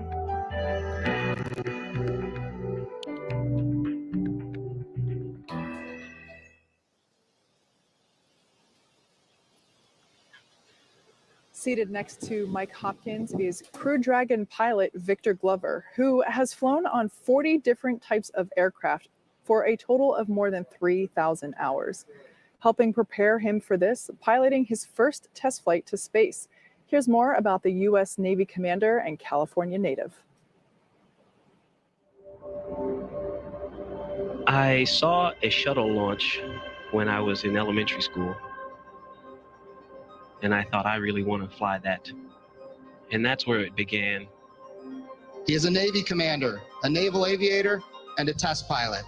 He was selected as an astronaut in 2013.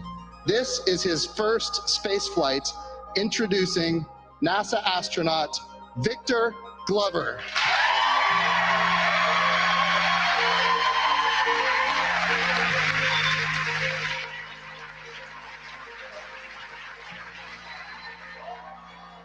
First and foremost, I'm just grateful to God and to my family. To work and live in space is just a humbling and amazing blessing in and of itself. This is a test pilot's dream. Flying has been such an important part of my professional life, and I love to do it. 64,000 feet, that's the highest up I've ever been above the ground. And so to get to a point beyond that, that'll be a little special moment. I'm a rookie astronaut. I'm the pilot and going to be learning the ropes from a very experienced crew. Trying to balance that, enjoying and living in the moment, but also managing the responsibilities to make sure that we get to space safely.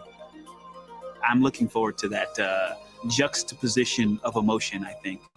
Tell me about how you ended up here. I think for every astronaut, that's kind of a different story. Ooh, wow, that goes way back. So high school athlete, loved being a part of a small high-performing team, wrestling and football. Was fortunate to wrestle in college while pursuing my engineering education. I actually originally wanted to be a Navy SEAL. That's what started my journey in the Navy, and I wound up deciding to go into aviation and learn to fly. the love of flying and being a part of a small, very specialized, high-performing team that gets to do things in really interesting and challenging environments. The astronaut corps is the epitome of that. This is truly an exciting time for human spaceflight in our nation. And believe me, it's only going to get better as we charge off into the future. We've been working with our partner SpaceX for years. It's just been amazing to learn about the vehicle and to just spend time getting to know their flight control team and their trainers. It's creating sort of a new culture that is some kind of a balance between the two. The fact that it takes thousands of people all over the world to get us ready, it's humbling and overwhelming, and I want to do my best because I represent them. So thank you for your support and for your love, and know that you're flying with us on Crew 1.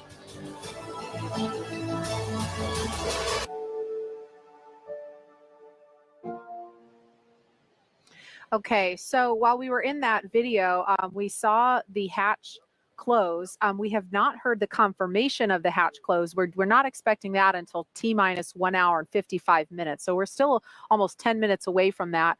But even though the hatch appears to be closed, there's a process to completing this and making sure that it's sealed and there's no leaking. So Kate, can you kind of explain what the crew is doing now during this hatch closure process? Yeah, for sure. So like Marie said, it's not quite as simple as closing your car door.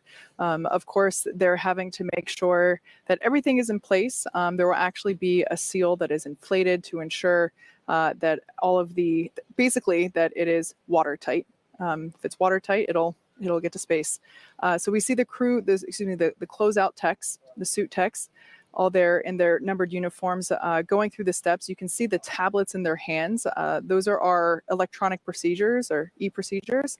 And they are essentially stepping through each one to make sure that, and giving verbal cues saying that is complete, we are good. And we're basically just counting through the process step by step, getting closer to launch time, which at this point we're just a mere 2 hours and 3 minutes away from. Nicole, what was it like when you were sitting inside the space shuttle when that moment when, you know, that last door to the outside closed?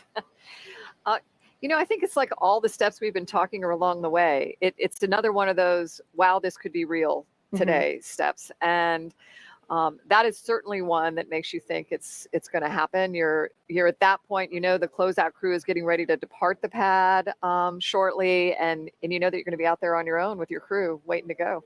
Mm-hmm.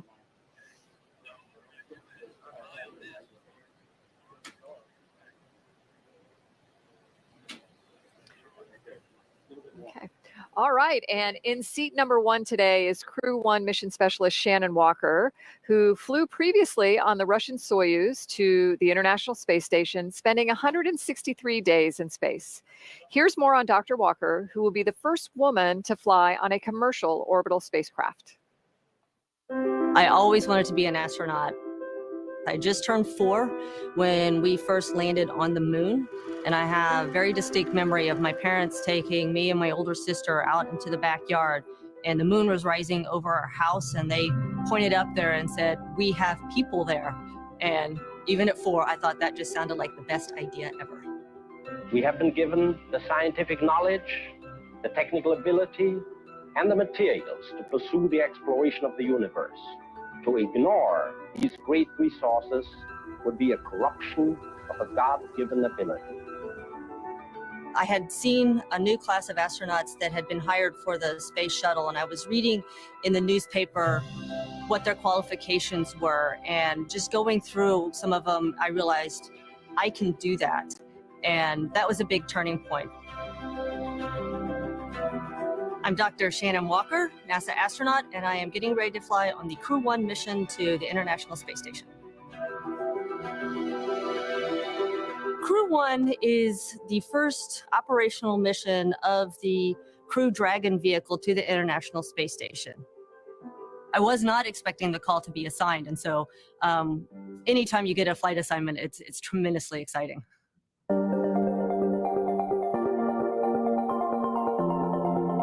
I spent 6 months on the station previously in 2010, and I am so looking forward to getting back there and having another 6 months on the space station.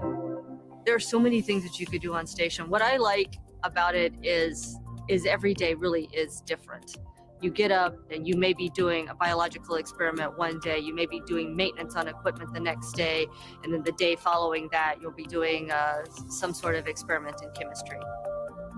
What I have found being part of the International Space Station program, and not just Russia, but our colleagues in Japan and Europe and Canada, is that underneath it all, we all have the same goals and we all have the same passions. The Dragon spacecraft represents to me is just a continuing evolution of better computing power that's evolved over the years and different ways that the crew can interact with the spacecraft. SpaceX is a very interesting company. There are so many young people. I always imagine it to be like it was in the early Apollo days at NASA, with so many young engineers so passionate about what they are doing. The important thing is we both have learned from each other, and now we've got a very strong bond on what we want to accomplish and how we need to accomplish it together. I do believe that human spaceflight is an imperative for our planet, and to be a part of that, to keep the progress growing, I find very inspiring.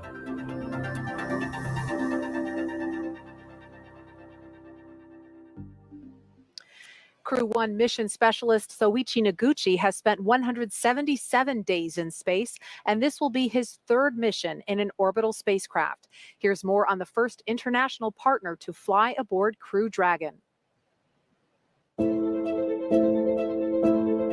Soichi appears to be a very quiet person, and yet he comes out with some fantastic one-liners. Soichi is probably the quietest, but he is probably the funniest as well. Earlier, I used the word dignified to describe him, but his humor is very dry and subtle, but it is extremely witty, and it just makes it that much more funny. Konnichiwa. My name is Soichi Noguchi. I am Mission Specialist 1 on Crew 1 mission to International Space Station. Well, my mission will be help support commander and pilot on Crew Dragon. And of course, once I arrive on the space station, I'll be a board engineer and do lots of science and maintenance and spacewalks, robotics, all kinds of work. I'm really fortunate enough to have a good crew member. And obviously, we have a lot of a different background, and the diversity definitely gives us a great rigidity to our crew. I wanted to be an astronaut for a long time. High school days, I watched the shuttle launch. I studied aerodynamics and aerospace engineering. When I turned 30, Japanese Space Agency started recruiting another astronaut class. I was fortunate enough to be selected and sent immediately to Johnson Space Center. My first flight was 2005. That was on the Space Shuttle Discovery, STS-114. And the next flight was 2009. That was on the Russian Soyuz. The vehicle is definitely like living creature. All the pipes, all the pipelines are alive. I really remember the morning of the launch day. I arrived at the pad. Hey, this vehicle is alive and waiting to go out. And liftoff of Space Shuttle Discovery, beginning America's new journey to the moon, Mars, and beyond. I'm really looking forward to go back to that launch day. The Crew 1 is the first operational spaceflight after the certification given by NASA. Important thing is this is brand new, designed from scratch, 21st century spacecraft, and this is a new design. And obviously the SpaceX did a very nice job. The spacecraft of this century is not just for America, but this is an international corporation, and all the other people around the world have a chance to ride on this Crew Dragon. So this is a new era.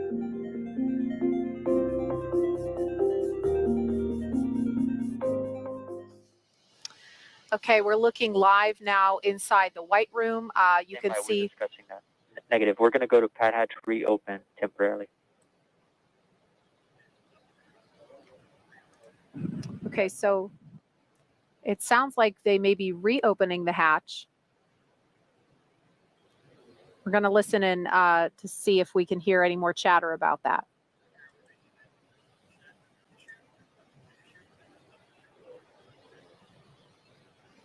Okay, so it sounds like they want to double check a leak check.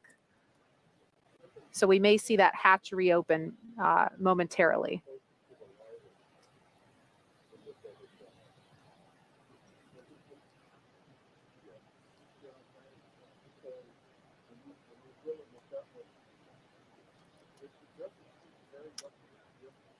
Nominally, we would expect right about now to hear a call out for hatch close right at T-minus 1 hour and 55 minutes. So we haven't heard that just yet, but we did hear that the teams are looking at reopening the hatch to double check some leaks.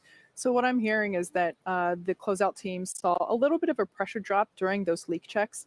So like I mentioned before, it's not like closing a door, right? Or it's not closing the door to your car. The door closes. They check the environments inside the capsule, make sure we're good. Then they perform a leak check again, essentially making sure that the cabin and the door are able to maintain pressure and environments. So something like this, if they have to reopen it, it might just be they have to reposition a seal. So we're considered a minor issue at the moment, but it might be as simple as allowing us to open the hatch, check the seals and the latch mechanism, and then able to reclose it.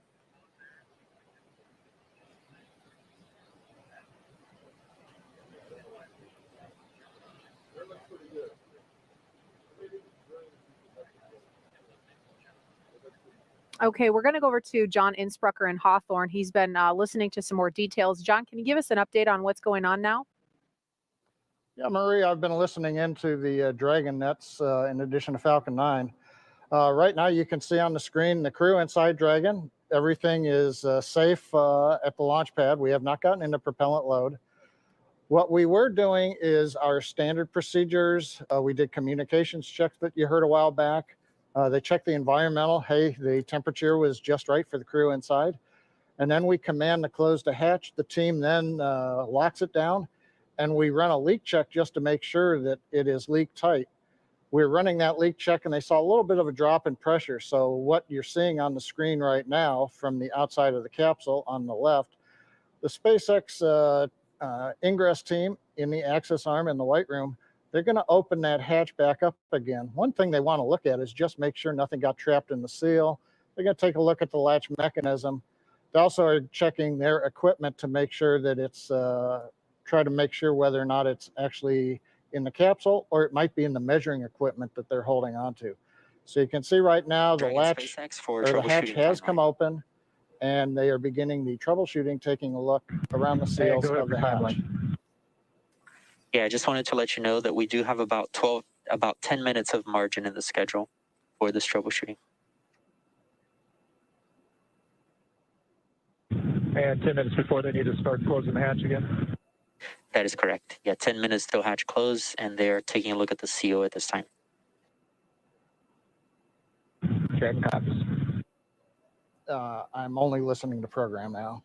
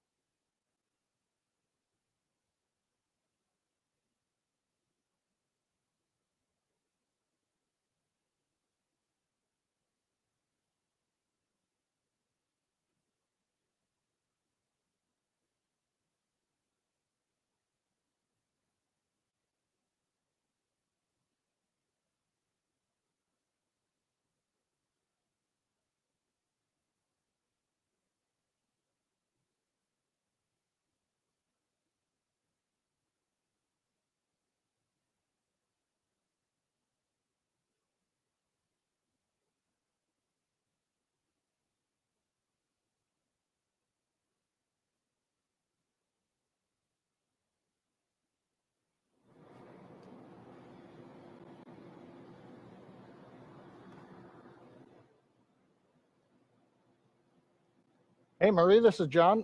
Did you ask me a question? I didn't pick it up. Yeah, I wanted to first just acknowledge that we heard on the call outs that they said that they had about 10 minutes of margin in the schedule. So not necessarily going to throw the timeline off track, but is this something, I know that people that are watching this live have got to be wondering, is this something that can cause a scrub, or, how significant is this issue right now? Well, I'd say from a crew safety standpoint, which is what we're always looking out for, if we could not resolve the issue, if we thought we were actually measuring a leak, then that would be a probable scrub issue for today. However, it's premature to say that. They're doing the first round of troubleshooting. And yeah, I also heard the comment, we've got about 10 minutes, but as a reminder, the SpaceX team doesn't actually leave the crew access arm until T-minus 60 minutes. So while we've got standard margin, they may be able to compress other activities since there's still 50 minutes before the crew that you see there in the black pad access uniforms actually has to get out of the area. Sure. And, when we put out the mission timeline ahead of time so folks can follow along, but we understand and we try to impress upon others that these are the kinds of things that can come up. And so this timeline, while it's a guide, it is fluid. For sure. Thinking back to demo 2, if I remember correctly, they were also running ahead of schedule in terms of when Bob and Doug got in their seats and strapped in and closed the hatch. So obviously, given an instantaneous launch window for the space station launches, if we didn't have margin, that would be a potential scrub scenario. But like we heard it, the call out earlier, we're about 10 minutes ahead of schedule. So glad to have that flexibility. Yeah, just to add on to what Kate was saying, looking back over my notes, when we did the first Demo 2 launch, it wasn't until about right now in the countdown that the first hatch leak check completed. So by that schedule, which we were ready to support launch right on time until the weather got us, we're still looking good, I think, in the countdown. Something I want to point out, you heard me mention earlier that the team is working off of tablets following along with the procedures. This is considered the kind of contingency procedure that is written into the procedures. So what we're seeing them go through on screen now, they're not, while they are troubleshooting live, we do have a procedure written for this type of contingency. So it's a matter of working through those side steps essentially. Nicole, I wonder, did you have any issues that had to be worked through real time on either of your shuttle missions that might have been similar to something like this? Yeah, I think in both cases, actually. And it's really amazing how the team just comes together and works those procedures like Kate mentioned, where, we've tried our best to think about what could go wrong in these different scenarios, and then put those procedures in place to work it. And as a crew inside, unless there's something that we can actively participate in, we're just following along to make sure that, everything is picking back up onto the timeline, and then waiting in case there is some switch to throw or, communication to have to help with the procedure.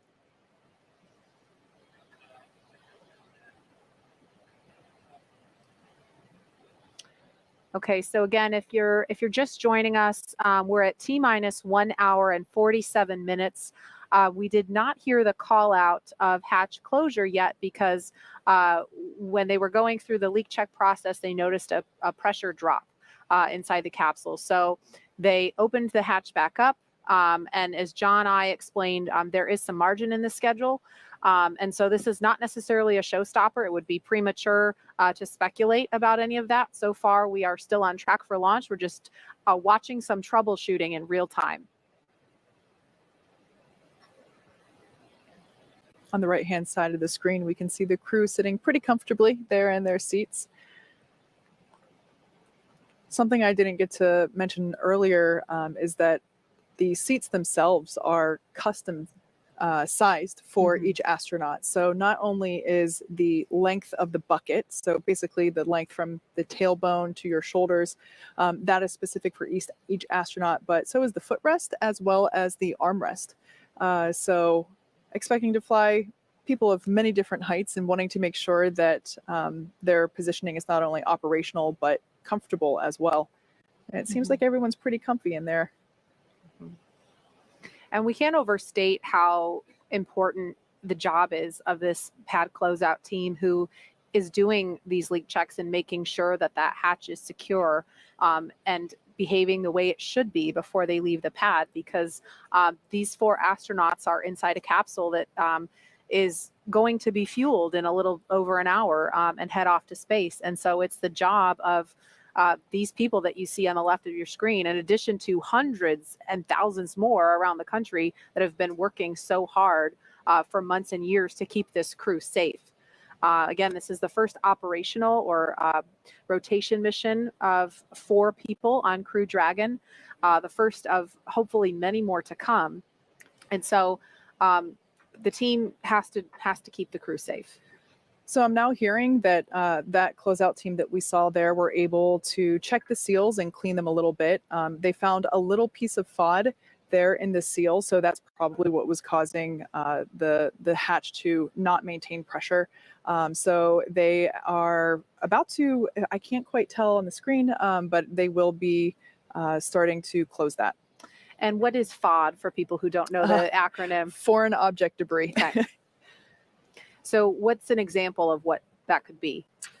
You know, it's hard to tell because it depends on the environment, but something as small as a piece of lint to, you know, something like our cell phone or an earring. So that's part of the reason why earlier in the webcast, I mentioned that the the suit technician team are checking to make sure nobody's wearing unapproved earrings or jewelry. Those are all considered FOD or foreign object debris, but it looks like we're going to be closing that hatch again if it's not already, and reperforming that leak check.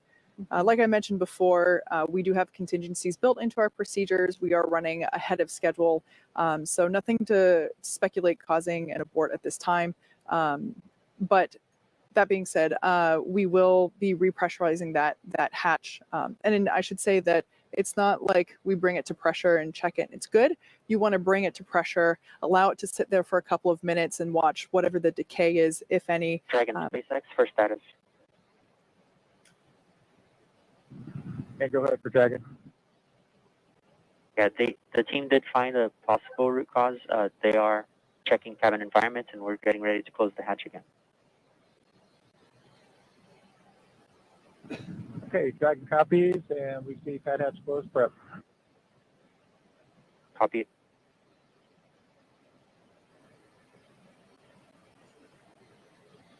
So just the ground crew core communicating to the crew inside Dragon, giving them a status update, letting them know that potential root cause has been found and that they will be closing that hatch and beginning the leak check once again.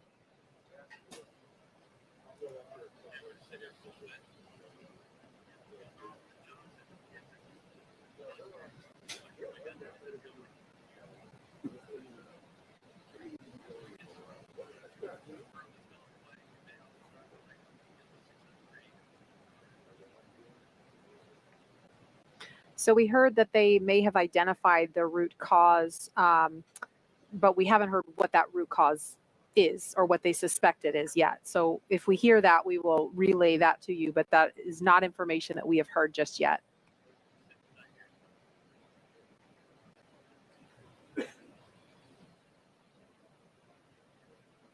And Dragon SpaceX hatch is closed. Dragon copies, see the same.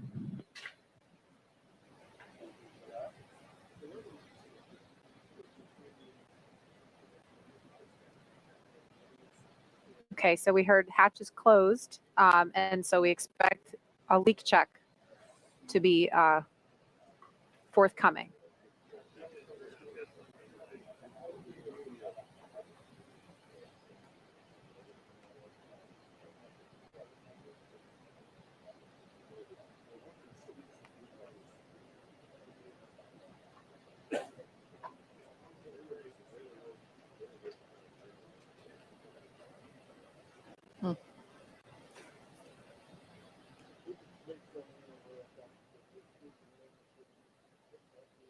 Again, we've got the pad closeout team on the left of your screen. closing the Dragon side hatch for the second time, getting ready to do another leak check. And the crew is sitting tight on the right-hand side of the screen. So we see them performing the mechanical sealing of the hatch. After this is complete, we'll begin the leak check.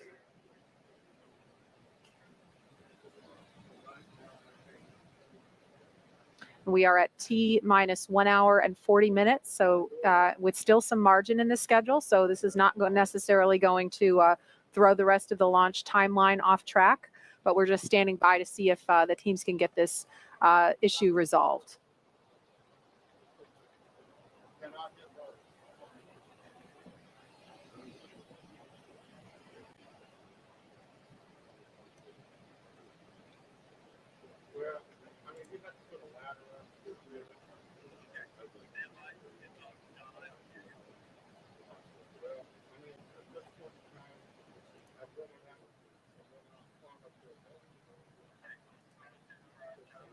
Okay, it sounds like we've got an update from John Innsbrucker in Hawthorne. John, what can you tell us? Well, Marie, right now we're just inside 100 minutes until the Falcon 9 launch. We're waiting right now to hear the results of the hatch leak check. The second one's going on. As we've mentioned, we think we found a little bit of debris in the seal, and fingers crossed that we're going to do that. We're also waiting to hear the comm checks between the Dragon crew and the Falcon 9 launch team, the responsible engineers down in the firing Dragon room. SpaceX for status. To catch up right now, as I mentioned, we're just inside of 100 minutes. And go ahead for Dragon. Okay, the leak check hardware is connected and we're holding pressure now. Still in progress. Dragon copies, and that's good news. Yeah, and I will provide some more words on what they identified during my post-ingress brief. Okay, Dragon copies, and I assume we still have some more time on the leak check. That's affirmed. Yeah, they're still performing it. Dragon.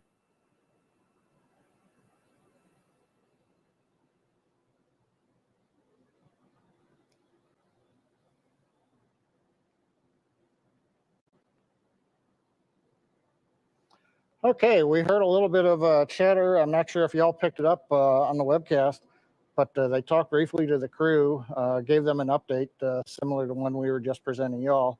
The good news is that they are farther along in the leak check right now than they got the first time.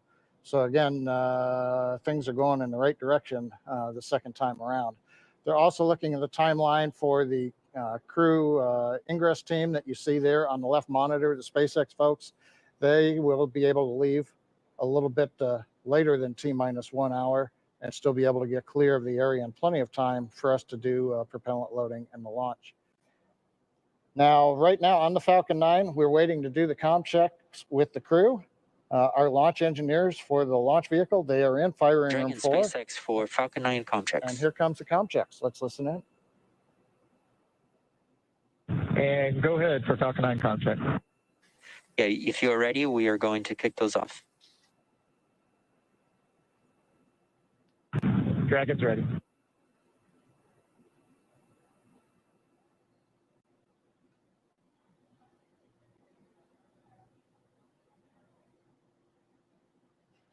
Dragon GNC on countdown 1, comm check. And GNC, this is Dragon on countdown 1. Have you loud and clear. GNC loud and clear. Stand by for comm check by propulsion.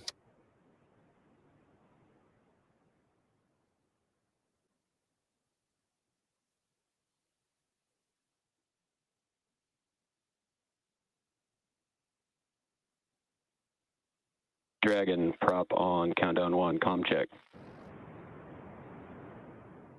And prop Dragon on countdown 1. Have you loud and clear.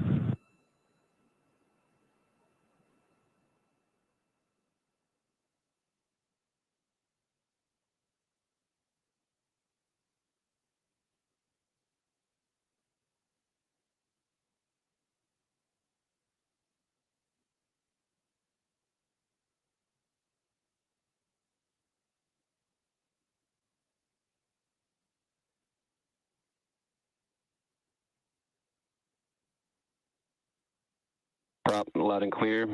Stand by for comm check with avionics engineer. Dragon, avionics on countdown 1, comm check. Avionics, this is Dragon on countdown 1. I have you loud and clear. Avionics loud and clear. Stand by for comm check by the ground segment engineer. Dragon, ground segment on countdown 1, comm check. Ground segment, this is Dragon on countdown 1. We have you loud and clear. Ground segment loud and clear. Stand by for comm check by launch control. Dragon, launch control on countdown 1, comm check. Launch control, this is Dragon on countdown 1. Loud and clear. Launch control, loud and clear. Stand by for comm check by the chief engineer. Dragon, see you on countdown. Comm check. CE, this is Dragon. Hans, we have you loud and clear on countdown. CE, loud and clear. This completes the Falcon 9 responsible engineer comm checks. Safe flight. Dragon.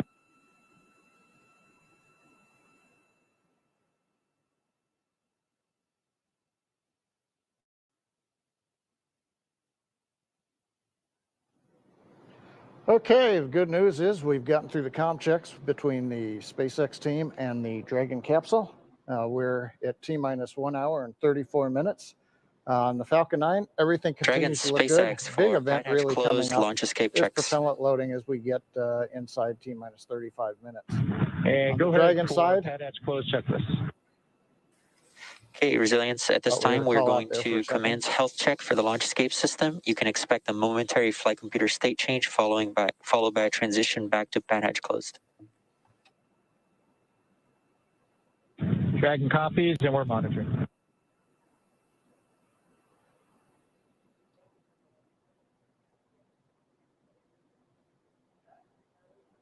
okay, I think we've got a moment now listening to them talk to the crew.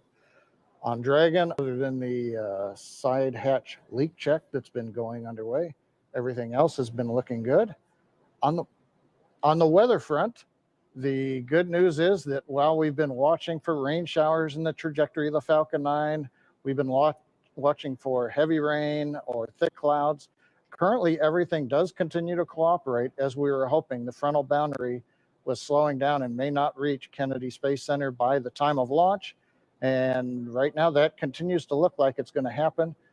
So the local conditions are good. Upper altitude winds, we're looking at the balloons we've been releasing, and those show us that conditions in the upper altitude for stability are good.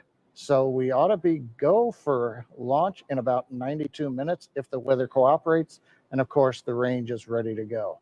So right now, we're going to throw it back to Daryl while we wait for follow-on discussions.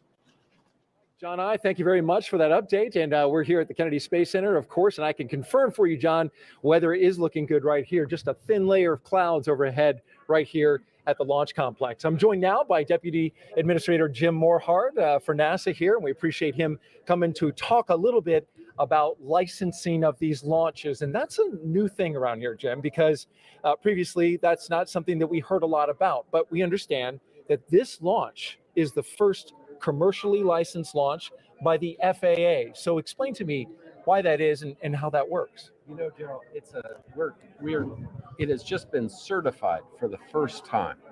We license a lot of launches. We had 29 launches that were licensed in 2020.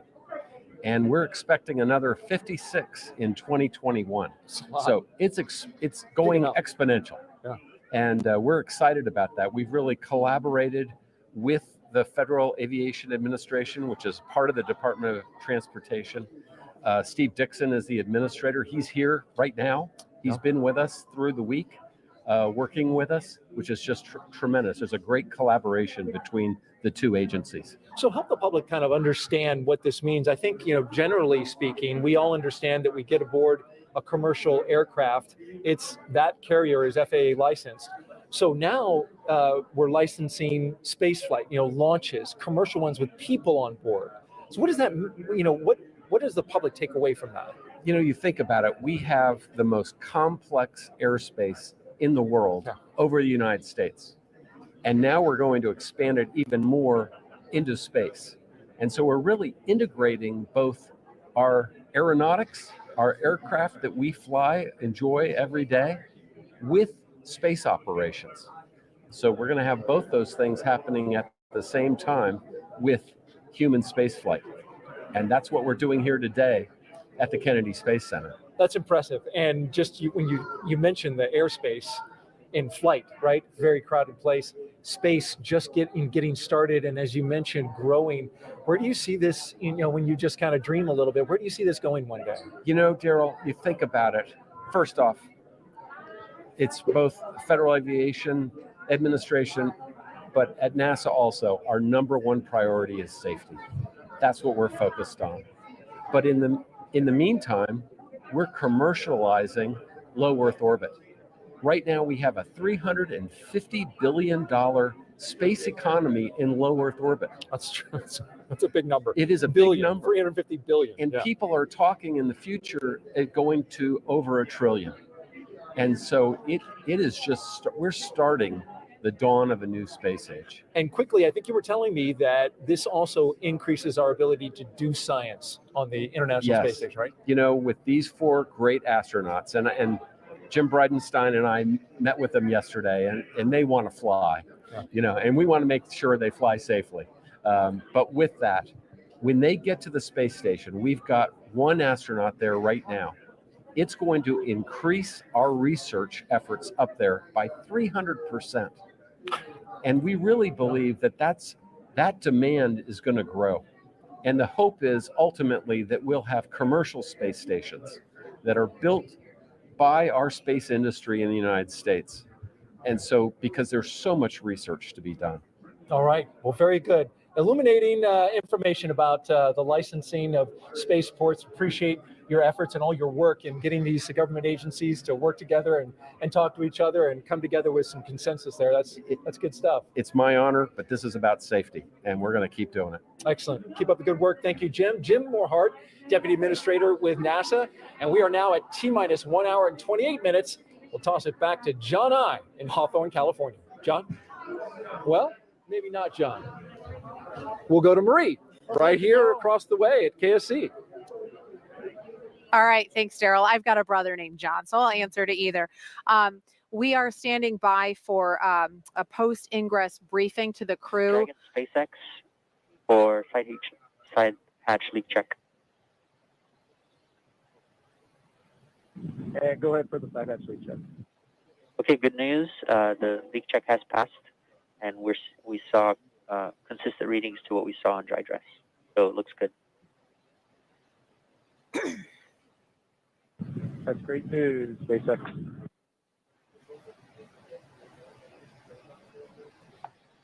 So what you just heard there was the core team briefing the crew, letting them know that the leak check passed, and we're going to be moving along in the timeline here. They're now attaching the final exterior cover there on the side hatch.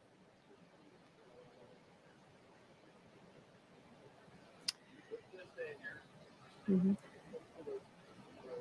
And they mentioned that the levels that they checked were consistent with dry dress. They were referring to the rehearsal that was conducted Thursday. So just a couple of days ago, they went through this process. It's called the dry dress rehearsal because they do everything except fuel up the rocket and, of course, launch. So when they did the checks that day, obviously things were nominal. The first time they closed the side hatch, they noticed a drop in pressure when they did the leak check. So they opened the hatch back up, discovered some foreign object debris, or what we call FOD, cleared that out. We don't know what exactly it was yet. We might hear about that in the post-ingress briefing, but they closed the hatch back up, did another leak check. Everything looks nominal, and that's what we just heard confirmation of. So that they said that was great news. So it sounds like we're getting back on track now. So it looked like that closeout team member just took the final closeout photo there, or one of final, and we are moving along. If you look closely on the right-hand side, you might be able to make out some signatures there on the wall of our white room.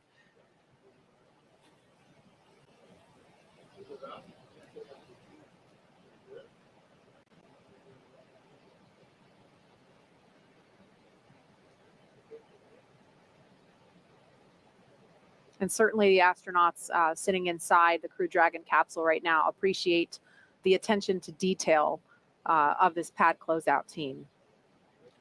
Yeah, I'll tell you, Marie, it's interesting. I think one of the things we definitely appreciate is that the team that works here with us on these spacecraft absolutely believe that the care and feeding of those spacecraft is their responsibility. And we know that. You can tell as they're working with you and hear them outside the hatch and on the radio as well. Now, Kate, can you explain what we're seeing now? It's a little difficult for me to see on the screen. I'm sorry, I can't tell what they're doing. It is a little off, you know, it's above the frame of the camera view that we can see. Are there things they have to remove before the seal with the hatch can pull back? No, there's nothing necessarily attached to the capsule. But I would like to point out, again, we're not only taking into consideration the safety of the crew, but the safety of our team members as well. You can see the straps there. I believe what they're doing is they're basically allowing, so there's a mechanism there on the crew access arm. There's kind of like an airplane door. It doesn't, you know, the metallic pieces don't go anywhere near close to the airplane, but there's a little bit of a seal there to try and control the environment. Again, dealing with humidity and rain and bugs here in Florida, trying to keep all of that out and keep the environment secure, stable and under control there. But yeah, so they are now preparing to move all of that fixturing away, and they are leaning out over towards essentially the side of the rocket. So we have those wires in place for fall protection. So we should be hearing any time now a post-ingress briefing. That's what we're expecting for the crew inside to kind of get a recap.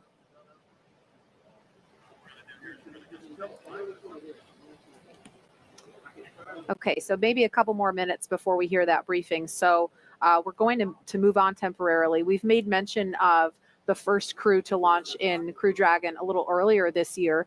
And you may remember them as the Space Dads, as they are affectionately known by the NASA and SpaceX teams who work with them. We watched them lift off from this very spot back in May, ending a 9-year gap in human spaceflight from American soil. And we want to honor the courage of NASA astronauts Bob Behnken and Doug Hurley with a look at their historic Demo 2 test flight.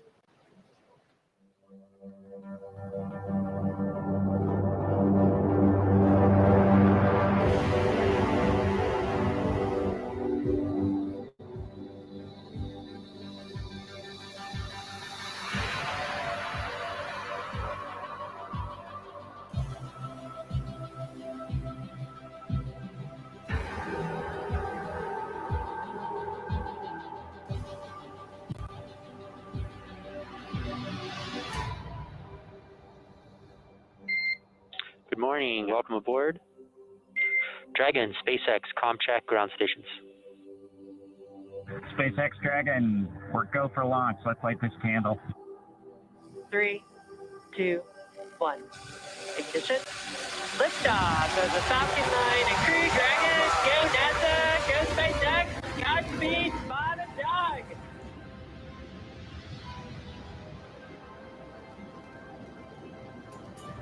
On behalf of the entire launch team, thanks for flying the Falcon 9 today. We hope you enjoyed the ride and wish you a great mission. We would like to welcome you aboard Capsule Endeavor. We do have a friend on board with us, Trimmer, the Apatosaurus. I think I was requested to do a backflip. Good night, Megan and Theo. And Karen and Jack.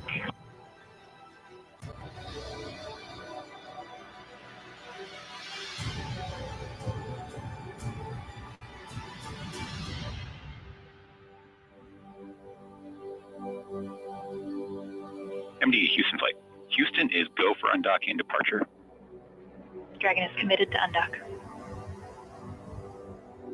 SpaceX Dragon on Dragon to ground. We are ready for the systems brief. Copy. As stated, Dragon's in a healthy state. We are proceeding toward the primary landing site, and your timeline is current.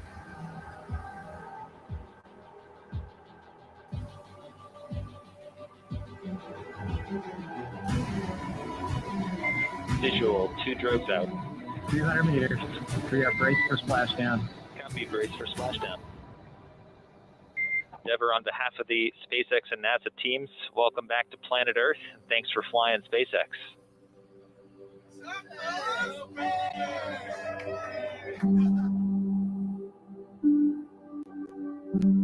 It's a humbling experience to be a part of what was accomplished. It's great to see how excited everybody was. We hope it brings a little bit of brightness to a pretty tough 2020. Wow. I don't know about you guys, but that gives me goosebumps watching that recap. Yeah, absolutely. My family and I made a point to drive over here to the East Coast to watch launch from just down the road in Cocoa Beach with our dear friends, the Honeycutts, a name that's familiar to the Kennedy Space Center family. And I'll tell you, it was a real joy to watch Bob and Doug in space and then to have them safely back on the planet with us. And now, special treat, we're going to hear from my dear friends and fellow bugs, AKA the Space Dads themselves. Daryl is standing by to talk with them. Daryl.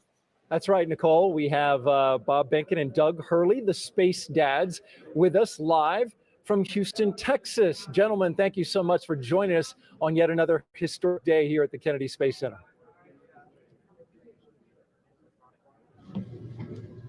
Hey, Daryl, how are you? Daryl. Good to see you guys. Good to see you. So you know this moment. You remember it, I'm sure, well, when we came to this moment in time where the capsule, the door was closed.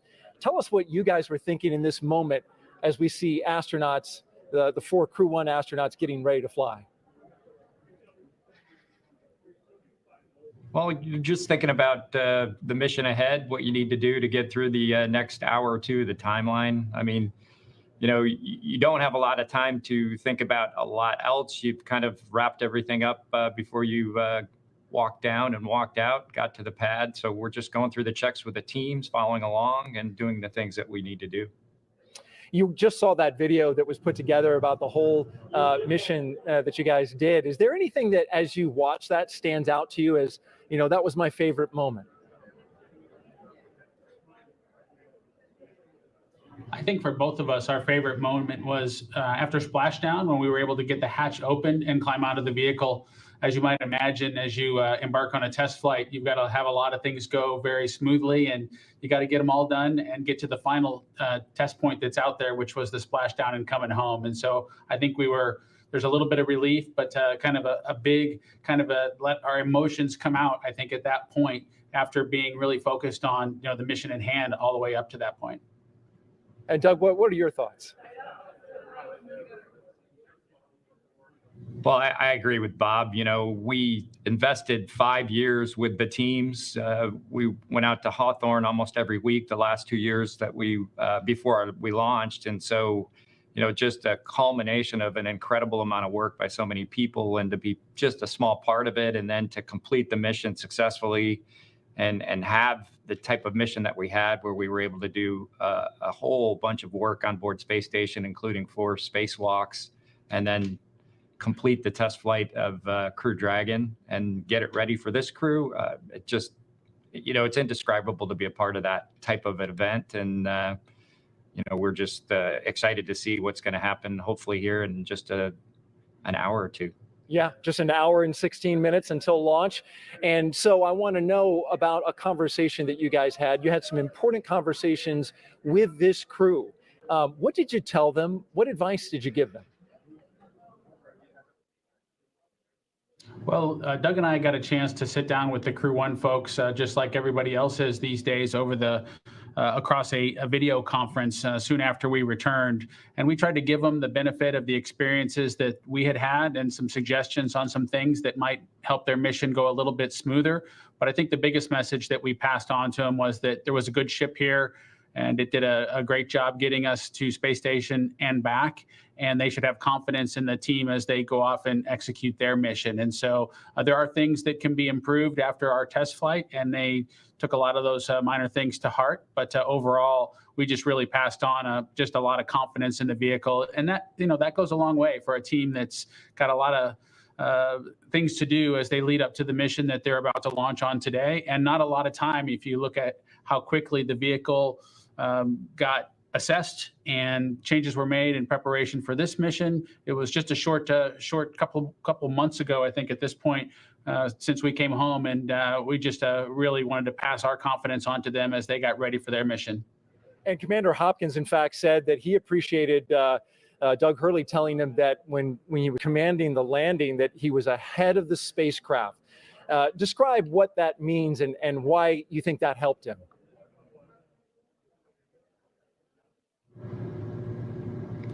Well, it was a little bit drawn on my experience as a shuttle pilot. My first flight, I just felt like I had to work really hard to keep up with the shuttle as we were re-entering. And, it's a little bit of how you operate on orbit, and then the quickness of the events that you deal with on re-entry. Everything happens pretty fast. So just mentally knowing that was coming, I tried to enforce that with Hopper. And just say, hey, look, it's, you're going to be in orbit for a while. Your brain slows down in a sense. But then when reentry occurs, those events really happen fast. From the time that you separate from the trunk all the way to splashdown happens, it seems like in an instant. So we talked a lot about that, and I just wanted him to be calibrated and be ahead of Dragon as best he could, and then communicate that obviously to his crew. He's got a great crew, and they'll be ready for it when they come back in next spring. And in fact, he said that as a result of that statement, that he studied hard because he knew he had to be ahead of it in order for when these events happen to be ready for them as they come. Bob Behnken, Doug Hurley, astronauts with NASA, and the crew of Demo 1. We appreciate you guys. I'm Demo 2, sorry. Appreciate you guys being here. Thank you very much. And enjoy the launch. And now we're going to send it back to the desk.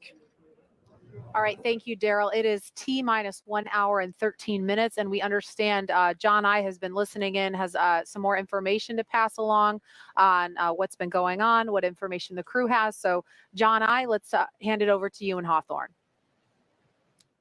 Thank you, Marie. It's, as she said, T-minus 1 hour, 13 minutes, 24 seconds. The good news is we are on the timeline.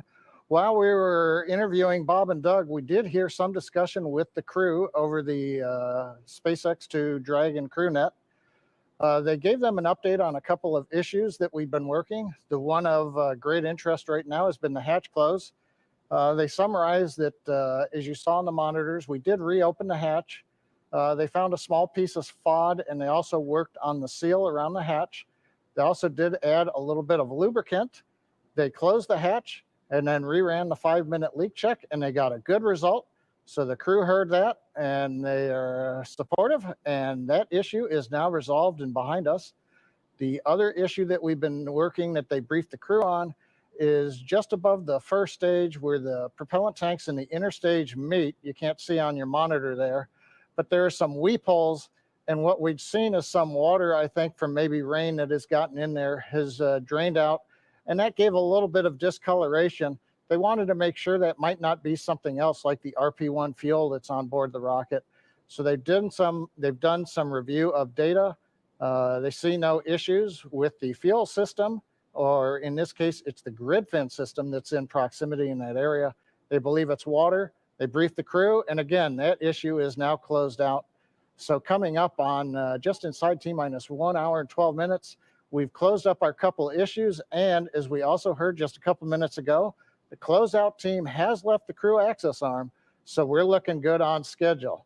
So Jesse, everything in the very busy last 20 minutes or so has come together and closed out.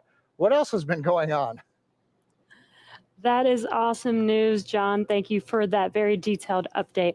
We're just 1 hour and 11 minutes from launch, and it just keeps getting more and more exciting, especially with those updates coming in. Since arriving at the spacecraft, the crew were helped by our closeout engineers to get into their seats, attach their suits to special umbilicals that provide breathing air and a communication link to Dragon systems. They conducted leak checks, which were successful, and communications checks with the Corps here in Hawthorne, which is the person who will speak to them directly throughout the mission, as well as the launch director in Florida. This is where they are checking their comm path through both ground stations and tracking and data relay satellites that will use to talk to the crew the entire way to the station. And after those suit checks, we were looking for the leak check on the hatch. So we closed the hatch, and as John and I explained, there were some pressure changes. And so they reopened the hatch, removed what appears to be a piece of foreign object debris or FOD, reclosed the hatch, conducted those leak checks, and everything has come out well. So the closeout team is departing the pad, and weather operators are kicking off the final check on wind speeds at the pad, and that'll be used for the final go, no-go poll for launch. Before we get to that final go, no-go, the various teams at both NASA and SpaceX will do an internal go poll, making sure conditions are right with the Falcon 9, the Dragon, the crew, the range, and the space station before the final go is given. So let's check back in on Houston for a status on the team supporting the space station on their readiness for launch. Shaniqua? Thanks, Leah. The team here in Mission Control Houston remains go for launch. All systems on board the station that required to be healthy for mission are continuing to look good. Before the station team is go for launch, they verify that key systems on board the station are functioning as expected. This includes life support systems like oxygen generation, carbon dioxide removal, and the water recycling system that allows us to reuse about 9% of the water we send to station. We're also ensuring that the computers that allow us to command the station's major subsystems, essentially the station's nervous system, are functioning normally. We also work with our Russian counterparts to ensure both methods of controlling the station's attitude or the direction station is pointing are fully functional. This includes the large U.S. gyroscopes and the thrusters found in the Russian segments. Both systems play a critical role during Dragon's docking. Mission Control Houston will be closely monitoring the crew's flight and checking off milestones for most of the journey. Lead NASA Flight Director of Crew 1, Anthony Varia, will lead flight controllers in Houston for launch, and they will all be coming back tomorrow for docking, where we join joint operations with SpaceX. So I'll send it back over to you, Marie at KSC. All right, thank you, Shaniqua. If you are just now joining us, you picked a great time as we are now at T-minus 8 minutes and 22 seconds until launch. Welcome to coverage for the mission known as Crew 1, NASA and SpaceX's second flight with crew to the International Space Station. Liftoff time is still holding for 7:27 p.m. Eastern Time, instantaneous launch window, and we are tracking no issues currently with Falcon 9 or Crew Dragon. The range is green and weather is cooperating so far. The last check, it was 50% go. Over the last 3 hours, our crew of Victor Glover, Mike Hopkins, Shannon Walker, and Soichi Noguchi donned their SpaceX spacesuits in the historic crew quarters suit-up room. They walked out of that crew quarters building just as every astronaut to fly from this spaceport in Florida has done since Apollo 7. They were then transported to the pad, where our crew entered the SpaceX Crew Dragon spacecraft you see live on your screen atop the Falcon 9 rocket. Well, this is SpaceX's second time flying astronauts in Crew Dragon. It will also be the first time a private company will fly a crew of 4 people to the space station. If you remember back in May, we launched NASA astronauts Doug Hurley and Bob Behnken to the space station in the historic Demo 2 mission and then brought them safely home in August. Over the next hour, we will conduct a series of polls to get ready for launch, have the crew arm and the launch escape system, and we'll begin fueling Falcon 9. Launch is set for 7:27 p.m. Eastern. This will include a 12-minute flight to orbit and then a 27.5-hour flight to dock with the International Space Station, set for Monday at 11 p.m. Eastern. So Nicole, we're coming up on T-minus 1 hour in about 6 minutes. And I know when we were listening to Daryl talk to Bob and Doug, Doug talked about how, there's not a lot of time to think about your emotions. You're focused on the operation and your procedures. Yeah, your emotions are kind of in you at this point, and you're just trying to make sure you're as best prepared for, what's about to happen. Sure. And today's flight is the first of 6 planned rotational missions NASA has contracted with SpaceX as part of the agency's Commercial Crew Program. The success of the Demo 2 mission allowed for NASA to complete certification for SpaceX to fly astronauts regularly to and from the ISS, bringing back this critical capability of launching from American soil, which we haven't had the ability to do regularly since the retirement of the space shuttle in 2011. If you've been following along, you've been able to hear that we have been hearing a little bit from crew on board Dragon Resilience, currently strapped into their seats, and they've already gone through all of their communication and suit leak checks. Now they are able to follow along with all of the action still ahead on the displays that are just above them. There are a couple of touchscreen displays, and that allows them to get insight into all of the Dragon and Falcon 9 systems as we proceed down towards launch. So we're currently at T-minus 1 hour and 5 minutes. Let's check in with John Innsbrucker for another status update on both vehicles. How's it going there, John? Yeah, Thank just a you, heads up. Kate. Just a T-minus heads up. 1 We're hour, waiting 5 for minutes. the closeout team to clear the VDA. Once that's complete, we're going to cycle the tank valves to equalize the manifold pressure. This is the same thing we executed yesterday earlier this week during dry dress.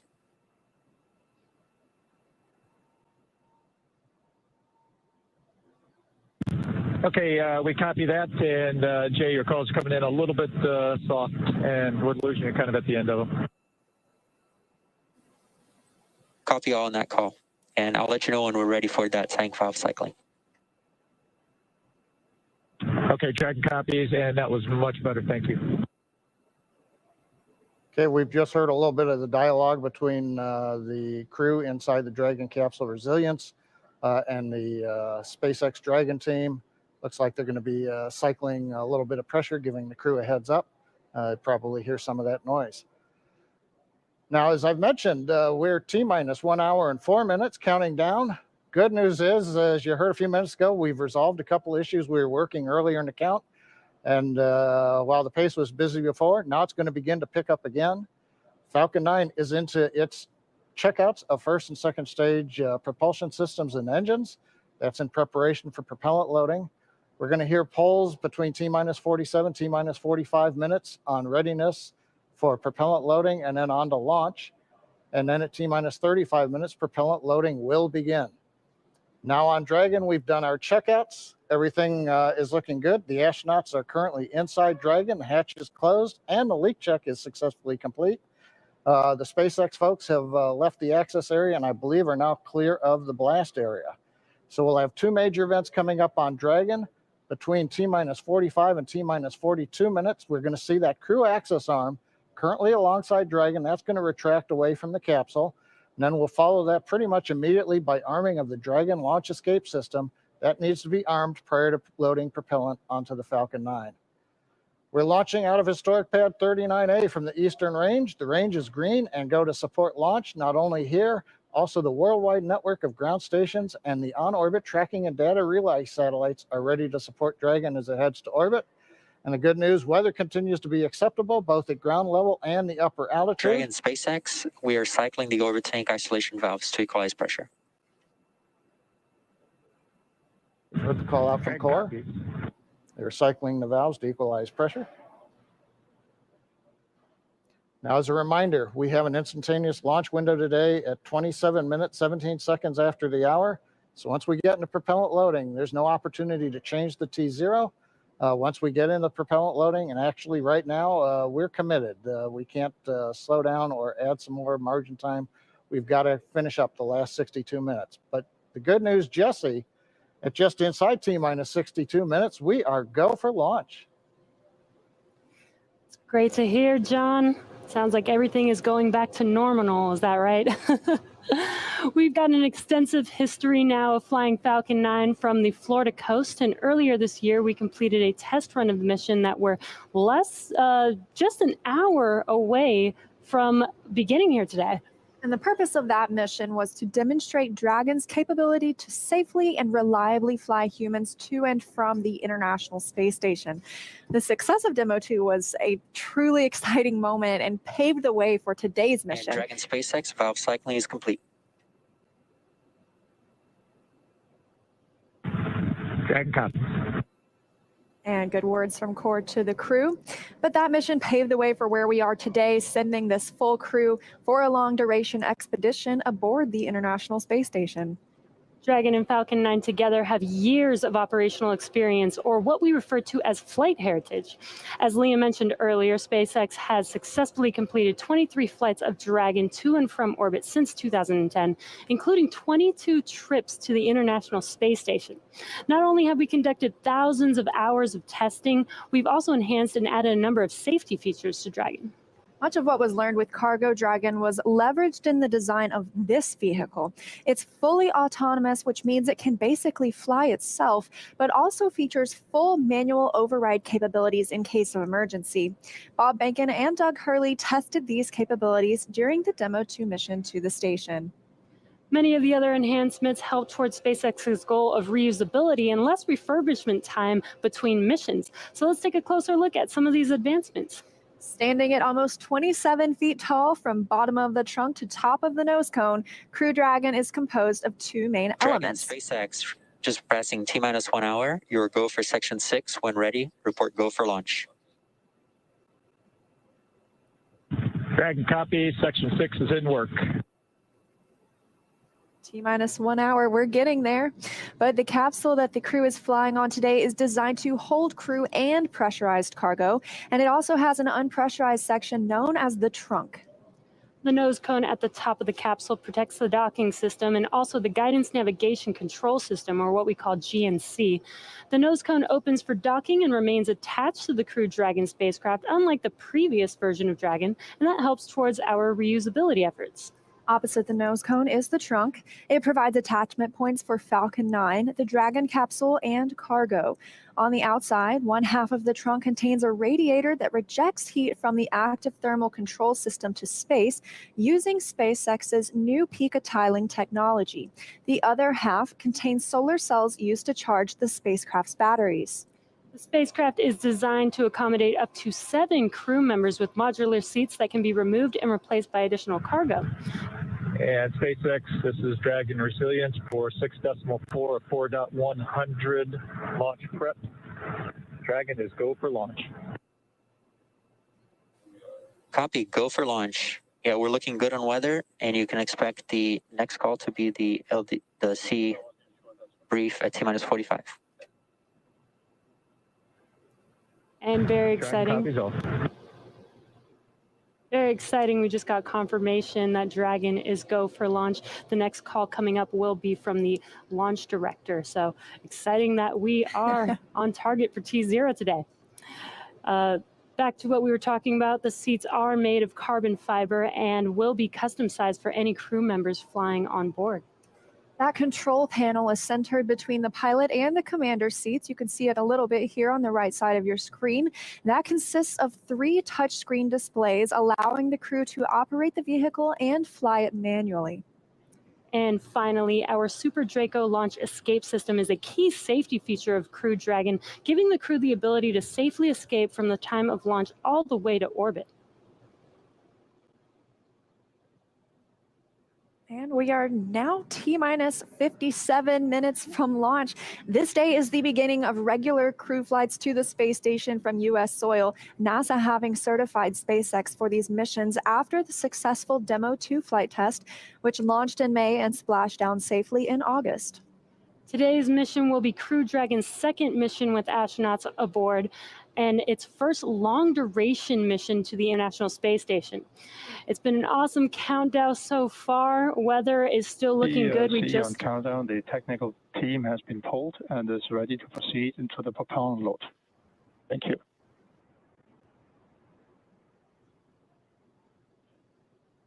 And not only is weather good, but sounds like we're proceeding into propellant load.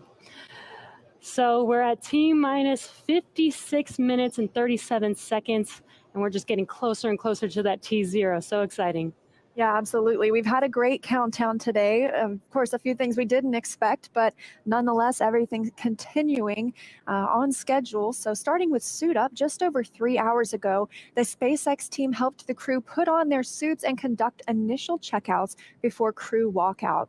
Crew walkout was where Victor Glover, Mike Hopkins, Shannon Walker, and Soichi Noguchi gave final goodbyes with friends and family gathered outside the operations and checkout building before they began that roughly 20-minute ride to pad 39A. And what a cool ride that was. What you're seeing on your screen is them getting into their vehicles, waving goodbye. We got some great footage of those Teslas heading down the NASA Causeway before the crew arrived at the pad. And once they got to the pad, they took a minute to take in the sights. There you can see on your screen. They took some pictures and then they headed up into the fixed service structure to begin a process known as crew ingress, where the astronauts entered the vehicle and the SpaceX team performed a series of checks to ensure their suits, the seats, and the vehicle interactions were all functioning properly. And about 15. As a reminder, step 55.72 is open for propellant load go, no-go buys. That's the team continuing to discuss the go, no-go for propellant load. But about 15 minutes ago, the team closed Dragon's hatch with the crew safely inside. So with about 55 minutes to go until Dragon starts breathing fire, things will pick up as we get close to that go, no-go to begin propellant loading and arming the launch escape system. The crew will pull for readiness, which was completed just about 5 minutes ago. And the Dragon pull for prop loading was just called out not too long ago. Next up at T-minus 45 minutes will be an internal mission control Hawthorne pull, and then the launch director's pull for propellant loading. When we get to about T-minus 40 minutes, the crew access arm will retract and the crew will get the call to close their visors and arm the launch escape system. This is the automated system in place that can fire the 8 Super Draco thrusters on Dragon to quickly separate the crew from the rocket, either on the pad or during the flight on the ride uphill. And then once we reach about T-minus 35 minutes, propellant loading for Falcon 9 will begin. We've heard some chatter about whether they're go, no go, continuing those polls. And throughout the countdown, we've been getting some pretty incredible views of the astronauts inside Dragon, making their final preparations, as well as some close-up views of the suits. The teams have often described those suits as an extension of the Dragon spacecraft. It's almost a mini spacecraft inside a spacecraft. They're all custom fitted, just as we were discussing earlier. And I think it's very interesting as well. Their seats are custom fitted too. So nobody gets to really choose where they sit today. It's already been decided. And with that, we want to hear a little bit more from the for this place. And go ahead for displays. I just wanted to check. We did notice that on the left side of the display, it looks like possibly one of the iPads, one of the tablets is still in there. Is there a, when are you planning on bringing that down? And we were going to get that right prior to the LES Army. Copy all. That's the core speaking with Dragon. The crew also has some tablets they can use to monitor the milestones of the mission. But for right now, we want to hear a little bit more from the KSC side. So, Daryl. Yeah, thank you very much. Back here at the Kennedy interview desk. And, you know, we talk a lot about the astronauts, what they're doing and the preparation for good reason, but they have a lot of work to do. They're going to be doing some science. And joining me now is Dr. Lucy Lowe from the National Institutes of Health, with one of the hundreds of experiments that our astronauts are going to be working on. And so one of them, the big one that you're working on and studying, is called tissue chips. So Lucy, what exactly is a tissue chip? So yeah, great question, Daryl, and thanks very much. Great to be here this evening. So a tissue chip, this is an example of a tissue chip. It's a tiny bioengineered device that contains human cells, and it's designed so that it mimics the structure and function of human cells and organs in this tiny little device. And so the idea is that we can use these to understand human physiology, we can use them to model diseases, and we can even use them to test drugs and therapeutics in human systems before they go into humans, for example, in clinical trials. So really, they're just models that we can use to model disease and then test therapeutics for safety and efficiency. Taking actual tissue that's been genetically engineered, right? And to see how Not necessarily, no. So there's lots of different ways that you can put cells on these chips. You can buy them, but you can also use stem cell technologies to actually create cells from all kinds of different organs and tissues: heart, liver, lungs, skin, brain, bone. Lots and lots of different kinds of tissues can be created from stem cells, and they can be put onto these tissue chips, and then you can model diseases and all sorts on a little chip like this. Fascinating. We're looking at some video, I believe, of one of these tissue chips being put together. Kind of explain us through what we're seeing. So what you're seeing there is one of our kidney chips that the Tissue Chips in Space program from the National Institutes of Health and the ISS National Lab has been funding. So this chip here is actually, it's being seeded here. You're seeing that blue fluid coming through in those little triangles, those little squares are cells that are being placed into the chip.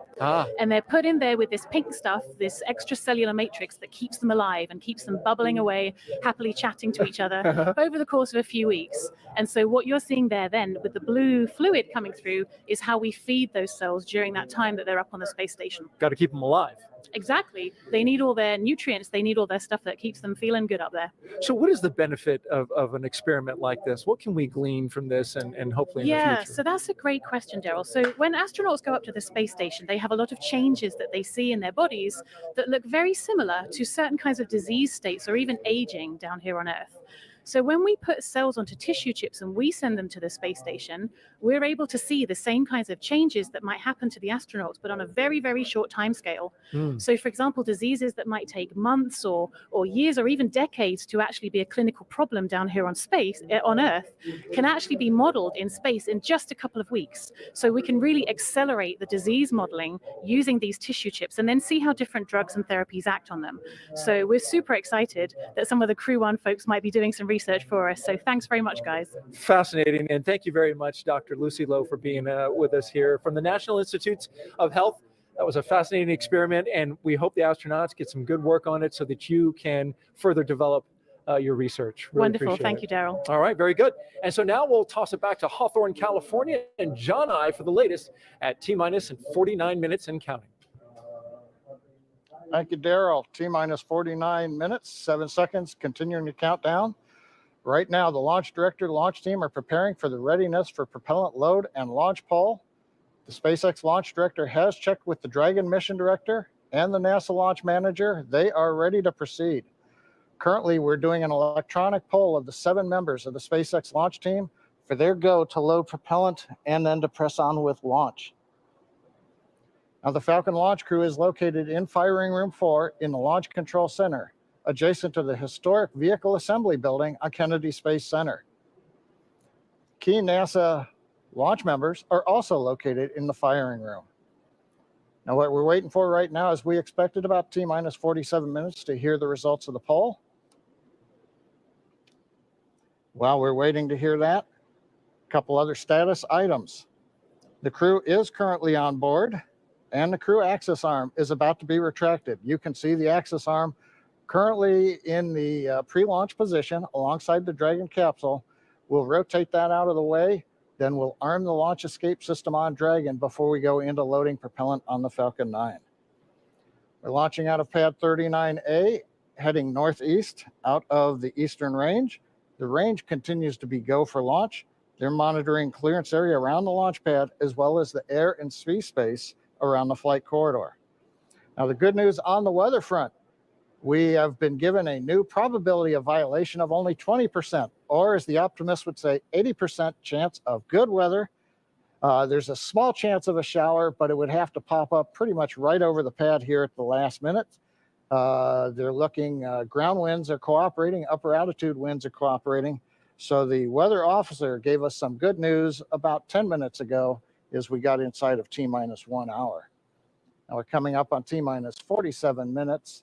And the SpaceX team is finishing up their go, no go polls. We're waiting for a few more people to give the electronic thumbs up so that then the SpaceX launch director can check that item off and then proceed into the remainder of the countdown, which will include propellant loading at T-minus 35 minutes. So let's listen in for a moment to the countdown net.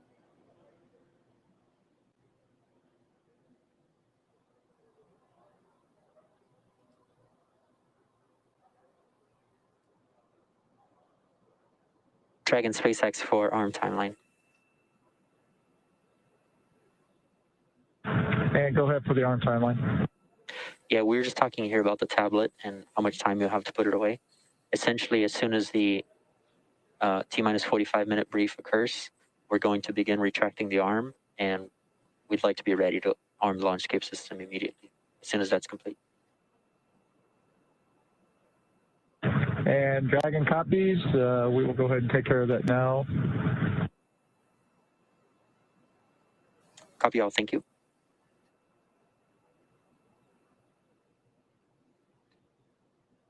Heard a little bit of dialogue there between Core and the Dragon crew looking at a computer notebook that they're getting ready to put away, letting the crew know what the timeline would be once we finish the go, no go poll and we give the instructions to the launch team at T-minus 45.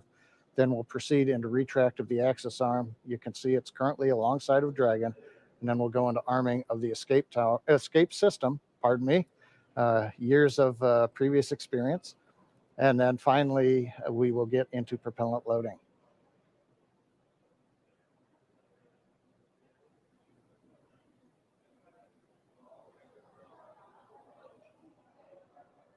Right now, they're getting just the last thumbs up. People have been looking at data that we were gathering just outside of T-minus 1 hour as we were doing final checkouts of the Falcon 9 on the propulsion and engine systems before we got into propellant load. Poll is complete and the team is ready for crew access arm retract, propellant loading, and launch. For non-urgent no-go conditions, brief the CE or LD and they will approve aborting the launch auto sequence and proceed into launch abort. For urgent issues affecting the safety of the operation, operator shall call hold on the countdown net. Launch control will abort the launch auto sequence immediately and proceed into the launch abort auto sequence. Operators advise launch director whether structural breakup or fire is imminent or occurring per Dragon manual escape flight rules. In the event of a fire alarm at firing 4 today, key operators noted below will remain at their post while the alarm is evaluated. In the event that personnel safety is threatened, evacuate to the south-facing emergency exit, which leads directly south. Launch control, you may proceed with arming the crew arm for movement. Copy, arming crew arm.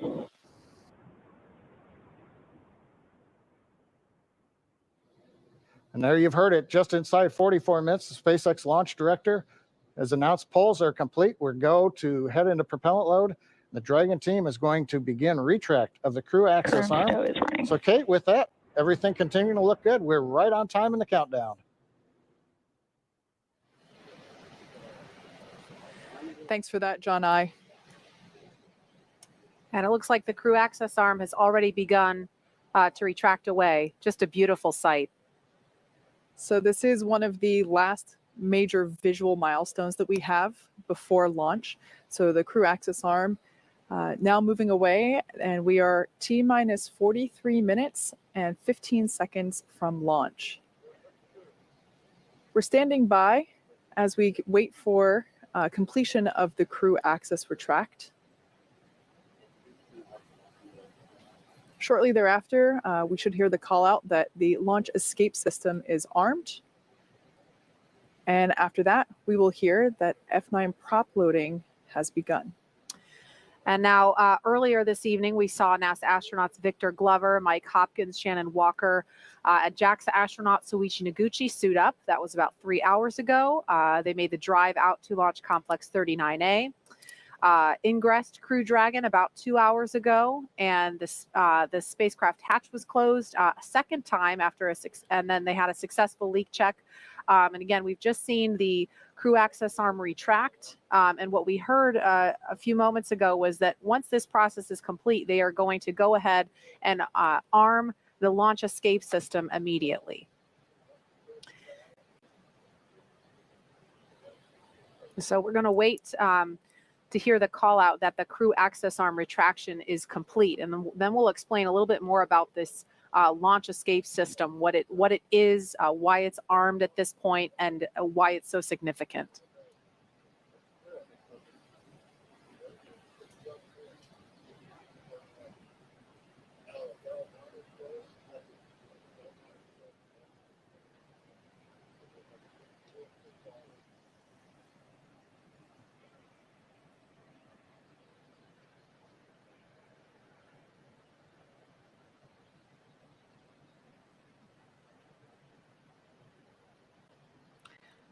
So again, we're at T-minus 41 minutes, 23 seconds and counting. We've just watched the crew access arm retract. That is the suspended walkway that attaches the rotating service structure to Fixed service structure. The fixed service structure, excuse me, I'm talking shuttle speak, to the Crew Dragon capsule. So we watched the arm retract away. So now we see Crew Dragon. Crew arm stow is complete. And we heard confirmation that crew arm movement Dragon, is complete. SpaceX, with that call, you are go for Section 7, close visors and arm launch escape system. Okay, Dragon copies, moving to Section 7. So their confirmation from core telling crew that they are allowed to move on. You hear us mention move on to Section 6, Section 7. That's simply making sure that everyone's on the same page in terms of which procedure we are now working toward.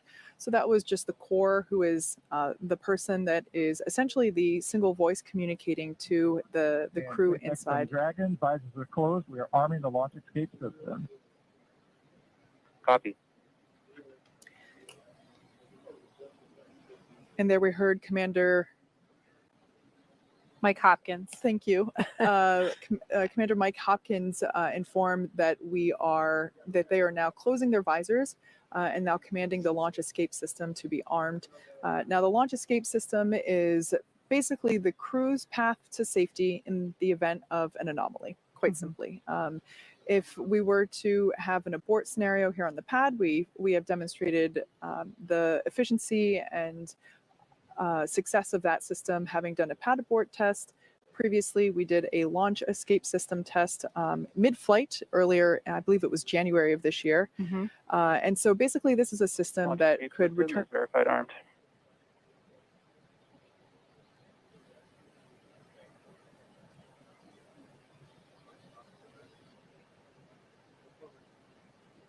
I only caught the tail end of that, but it sounded like the launch escape system is armed.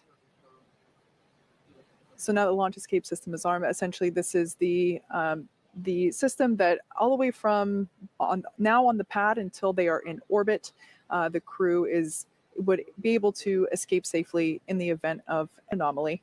That's why it is so important that we check the weather all around the world, really. It's not just the weather here at the Cape that we're looking at in order to determine if we're go or no go.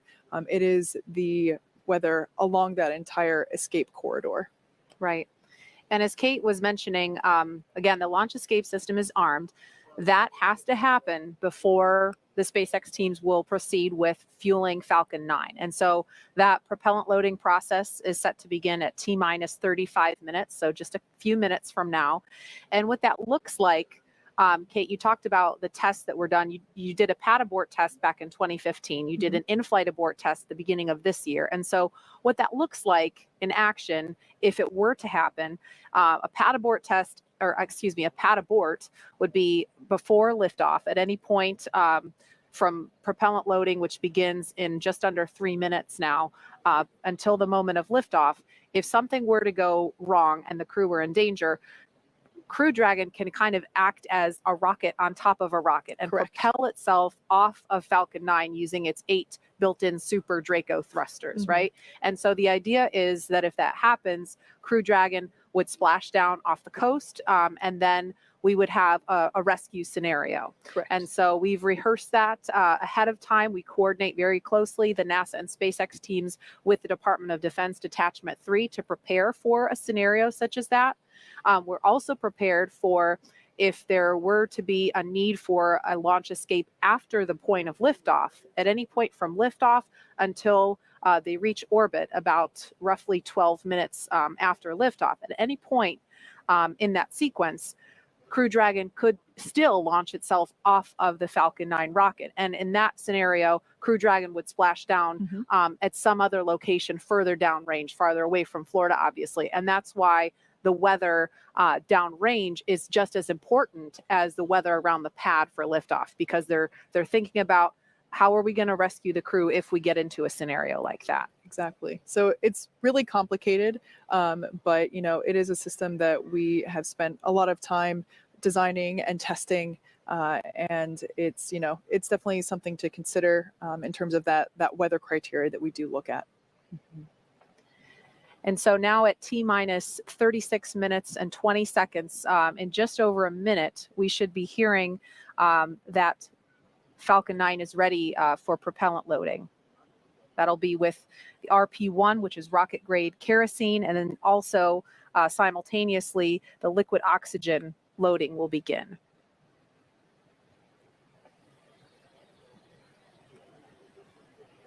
Once we begin loading that liquid oxygen, we'll see plumes of what will appear to be white smoke.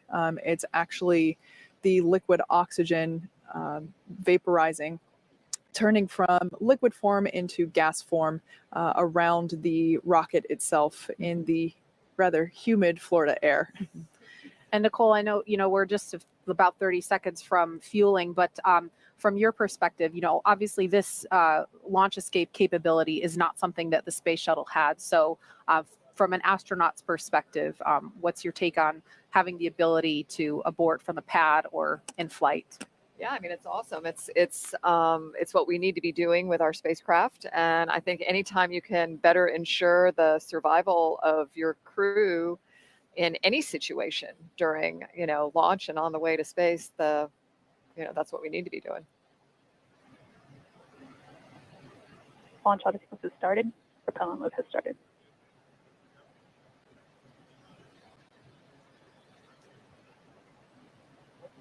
So we just heard that call that propellant load has started. That means fueling of Falcon 9 has begun.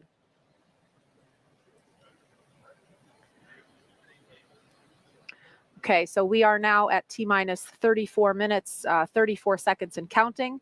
Fueling of Falcon 9 is underway. The launch escape system is armed.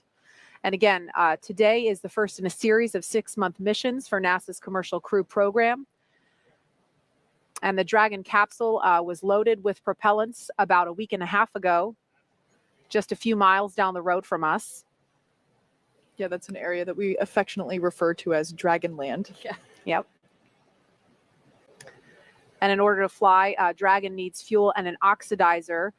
So for the fuel we use, Kate, you're going to have to help me with these words. No I can't problem. pronounce them. Yeah, so it's monomethylhydrazine, or MMH, and nitrogen texoxide, or tetroxide, for also known as NTO, for the oxidizer. These are two propellants, a fuel and an oxidizer, that when they come into contact, they combust instantaneously. So it's a great propellant to use in spaceflight because you don't need an ignition source. So we use those propellants to maneuver Dragon on orbit, and those propellants super power the Draco engines, as well as the 8 Super Draco engines that would be utilized in the launch escape system in an abort scenario. And again, we want to be crystal clear. Now that fueling for Falcon 9 has started, that means that the 8 Super Draco engines built into Crew Dragon are ready, if needed, to launch the capsule away from the Falcon 9 rocket in an instant if there is any kind of emergency associated with the rocket or on the pad. Now let's go over to SpaceX headquarters in Hawthorne for an operations update. John? Well, we are counting down those final minutes, and everything is still looking good for Falcon 9 and Dragon for an on-time launch just under 33 minutes from now. As you heard, Falcon 9 began propellant loading right on time at T-minus 35 minutes. Now, the propellants that feed the Merlin engines that power Falcon 9 are 2 liquids. One liquid is the fuel, the other is an oxidizer. And that fuel is a refined form of kerosene, also referred to as RP1. Now, our oxidizer is densified liquid oxygen, also called LOX. Densified means it is kept much colder than typical for launch vehicles, and it takes up less volume. This allows for more oxidizer to be loaded into the first and second stages. Now, to ignite the fuel and oxidizer in the Merlin rocket engine, we use an ignition fluid called TTAB. When TTAB comes in contact with oxygen, it ignites, and it gives off a green-colored flame. Once we've got the flame going, we can then add the kerosene fuel into the chamber, and the engine goes to main power. And you might see the green flash just as the second stage engine ignites, following stage separation 2 minutes, 48 seconds into tonight's flight. Now, currently, we're early into propellant loading. The first stage fuel tank is about 10% full. And that first stage is the bottom 2/3 of the vehicle. You can see on your screen, you've got the black carbon fiber landing legs, then the white propellant tanks of the first stage, topped off by that black cylinder, the inner stage. Now, liquid oxygen loading is also underway on the first stage.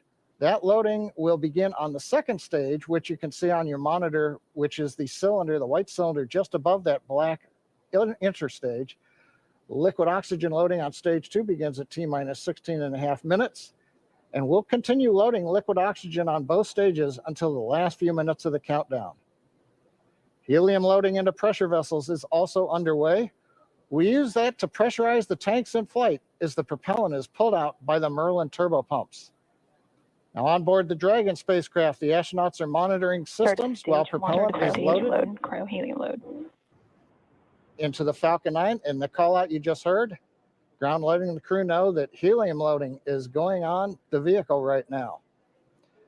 So as I mentioned, the astronauts are listening to this right now. As part of their training in the simulator, we also can give them the playback of sounds that we've recorded in Dragon capsule during recent flights.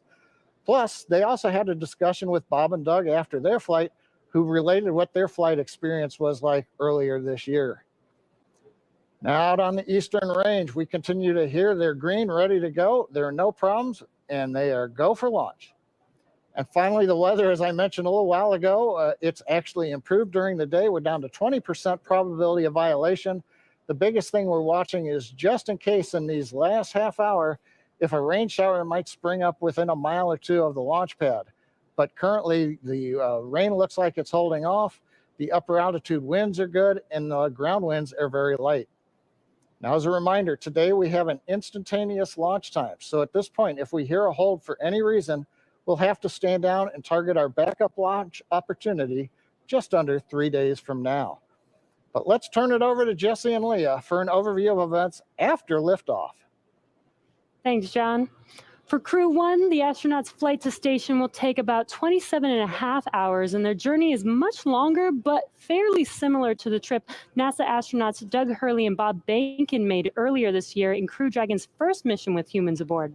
As we await T0 in just about 29 minutes, the ground operations teams are doing a series of system checks to make sure both Dragon and Falcon 9 are ready for launch. You're looking at a live view of our teams at the Cape as they prepare for liftoff. Now, as we wait for the launch clock to hit 0, we wanted to give you an overview of what the ascent portion of the mission will look like. Once we hit T0 and a successful launch occurs, we will watch Falcon 9 and Dragon lift off from historic launch pad 39A and make their ascent.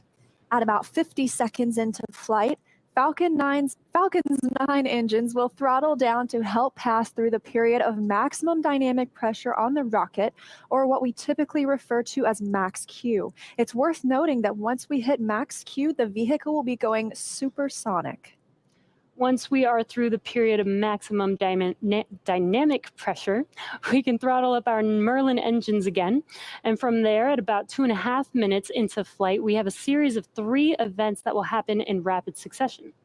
First is MECO, or main engine cutoff. This is where all 9 Merlin N1D engines shut off in preparation for stage separation, which is our second event. This is where the first stage detaches from the second stage, with the first stage making its way back to Earth for landing as the second stage continues on its journey with the third event. SES, or second stage engine start 1, is where the MVAC engine lights up and propels the second stage along with our Crew 1 astronauts to orbit. As Stage 2 heads towards its targeted drop-off orbit, Stage 1 will execute 2 burns in order to make its way back to Earth. The first is the entry burn, where 3 of the M1D engines will reignite and then shut down. This helps to slow the stage down in preparation for entry back into the Earth's atmosphere. While the first stage is heading back to Earth, the second stage will cut off its 1 Merlin engine that was ignited right after stage separation. Once this happens, we will wait for confirmation of a good orbital insertion. And about 90 seconds after Dragon gets into orbit, Falcon 9 will land back on Earth. The landing burn, which is a single engine burn, will bring the vehicle's speed down rapidly in order to land on the drone ship about 9.5 minutes into the mission. While Falcon 9 first stage is landing, Dragon is preparing to separate from the second stage. At about 3 minutes after the second stage gets into orbit, we should have a great view of Dragon with its 4-person crew drifting away from the second stage. Once Dragon is a short distance away, it will begin checking out its Draco maneuvering thrusters to make sure Dragon continues to increase separation distance from the second stage. It's worth noting that these are not the Super Draco engines that would be used during an abort scenario. And about 40 seconds after separation, Dragon's nose cone deploy sequence will begin. It will take roughly 4 minutes for the nose cone hooks to unlatch and open, exposing its guidance navigation controls, or GNC, that will help Dragon autonomously fly to the space station. And lastly, once the nose cone is deployed, the remaining Draco thrusters on the forward bulkhead will be checked. From there, over the next 27.5 hours, Dragon will begin its approach phase, undergoing a number of phasing burns as it makes its way to station. All of that will be coming up Stage soon. 2 cryohelium load. And confirmation, stage 2 cryohelium being loaded now. But for now, let's check back in with Marie at Kennedy Space Center. Marie? All right, thank you, Leah. If you're just joining us, we are now at T-minus 25 minutes, 5 seconds and counting from the second astronaut launch from U.S. soil this year, and the first with 4 astronauts aboard Crew Dragon. We want to go over to NASA's Garvey McIntosh. She is standing by in Japan to speak live with the president of JAXA. Garvey, are you with us? Yes, I am. Thank you, Marie. Hello, I'm here in Tokyo, Japan. This is Garvey McIntosh, and I'm going to interview JAXA President, Dr. Hiroshi Yamakawa. Dr. Yamakawa, konnichiwa. Konnichiwa. Could you tell us about the partnership between JAXA and NASA? Oh, thank you very much for your question. The US and Japan have built a close relationship in the aerospace field for more than 50 years. And NASA and JAXA have been collaborating in many fields, including earth science, space exploration, human space activities, and aeronautics. Astronaut Noguchi participates in the Crew 1 mission as the first foreign astronaut on board a US commercial spacecraft. This shows a trust relationship between the two countries. We recognize that this mission is an important milestone toward future international space exploration, and we will firmly support him from the ground. Thank you very much. Could you tell us a little bit more about today's mission and what the mission represents for Noguchi-san? Well, as the first Japanese astronaut on board 3 different spacecraft, Space Shuttle, Soyuz, and Crew Dragon, I'm sure he will play an outstanding role based on past experiences. Experiments on the ISS are expected to contribute to the advancement of people's lives on Earth. Protein crystal growth experiments in microgravity environment may lead to the development of new medicine. Japanese private companies are also getting to use the experiment module Kibo for the initiatives. We expect that we will round the utilization of Kibo. Thank you. Thank you. And last question, looking a little bit towards the future, I know recently Japan, along with 7 other countries, including the United States, recently signed the Artemis Accords. Can you tell us a little bit more about the Artemis Accords and what that means for future space exploration?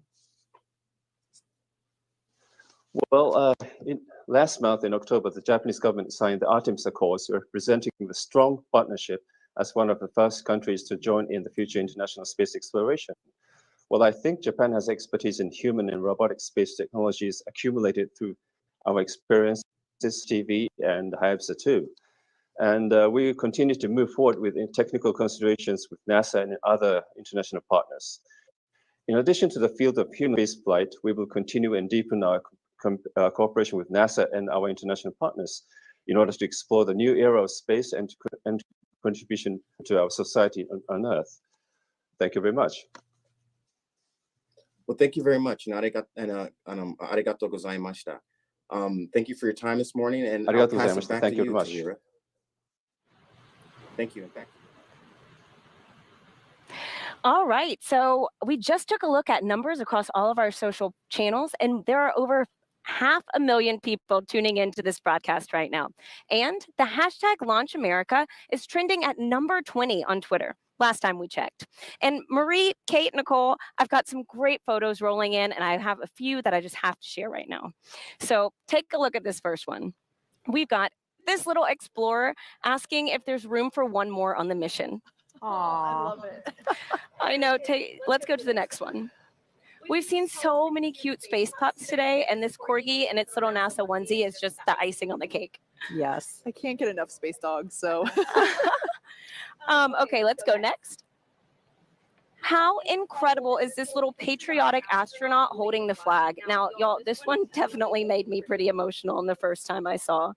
Yeah. Okay, last one. Check out how awesome Kiana looks in her blue flight suit. And I mean, wishing her hero, Victor Glover, well on his Launch America mission. So you've seen it there. And for those of you at home, thank you for sharing a piece of what this mission means to you with us. And in these final moments, let's check in with Shaniqua at Mission Control in Houston. Shaniqua, what's the latest? Thanks, Tahira. The space station team here in Houston is focused, and critical systems on the station continue to function normally. The teams have verified the command path from the ground up through the constellation of communication satellites to the station. Everything is nominal, and the station will be ready to receive Dragon tomorrow. NASA Flight Director Anthony Varia has been leading the operations planning between the joint NASA and SpaceX teams for the Crew 1 mission. And with the mission about to begin, he passed along this to the teams. No matter the spacecraft, our jobs remain the same. We will protect the crew, we will protect the vehicle, and we will perform our mission. We remain tough and competent. We operate with resilience. Anthony and team are on console here in Mission Control for launch and will be back tomorrow for docking. A reminder that a launch today will take about 27.5 hours to get to station, docking Monday to the Node 2 forward port scheduled at 10 p.m. Central Time, 4 a.m. GMT. Once Dragon is fully docked to the station, the team here in Houston will assist the Dragon and space station astronauts with leak checks as they work to open hatches on both Dragon and inside the station's pressurized mating adapter. We expect hatch open to take approximately 2 hours after docking. That's it for us here in Mission Control Houston. I'll send it back over to the team in Florida. Marie? All right. Thank you so much, Shaniqua. We are inside of T-minus 19 minutes until launch. So exciting. We started the day with 50% probability of launch, and now we're up to 80% chance of the weather cooperating. So we are so excited. I know we're going to be turning our attention solely to the pad and going over to Hawthorne to take us through the final count. But one thing that really stuck out to me earlier, and I wanted to mention when Shannon was talking about her path to becoming an astronaut. She talked about how she was 4 years old when she decided that that's what I want to do. And it really stuck out to me because my 4-year-old daughter is watching and she's dreaming about becoming an astronaut. And it's so special for, I think, especially for little girls, maybe I'm biased, but to be able to have a role model like Shannon and like you, Nicole, because at the time when Shannon was 4 years old, women weren't astronauts. Yeah. And what an amazing time to be in when little girls have women to look up to, and African-American children have Victor Glover to look up to and see that, they're represented and they can do this too. Yeah, and I think NASA and the world of space exploration, from the human spaceflight side for sure, has been, over the years, just so progressive in understanding how this diversity is so important. And I love thinking about your 4-year-old daughter watching launch tonight and being excited about this. And I'm thankful to be here tonight with you two ladies kind of representing.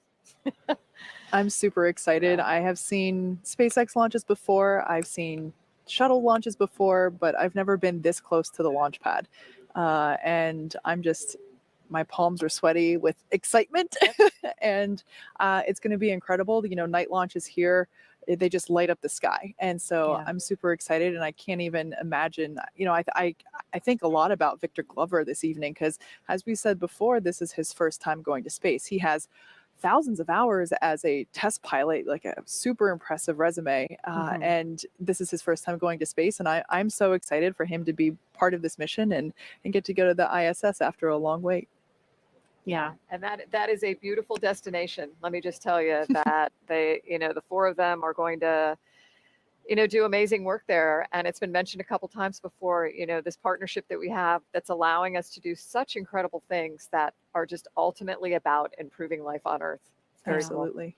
And Nicole, I think it's worth mentioning, we didn't talk about this earlier, and I know you are a very humble person and you're focused on the crew that's on the pad right now, but you were the last resident International Space Station crew member to launch from and then land back on U.S. soil. So I think that's significant. Yeah, as a shuttle crew member, and it's kind of weird to think that was that long ago, but I don't think any crew members goes into it thinking about what first or last it is. Yeah. But I'll tell you, having worked at Kennedy Space Center for 10 years as a NASA engineer, and to be able to support a mission like that and be here watching this tonight, really historic event.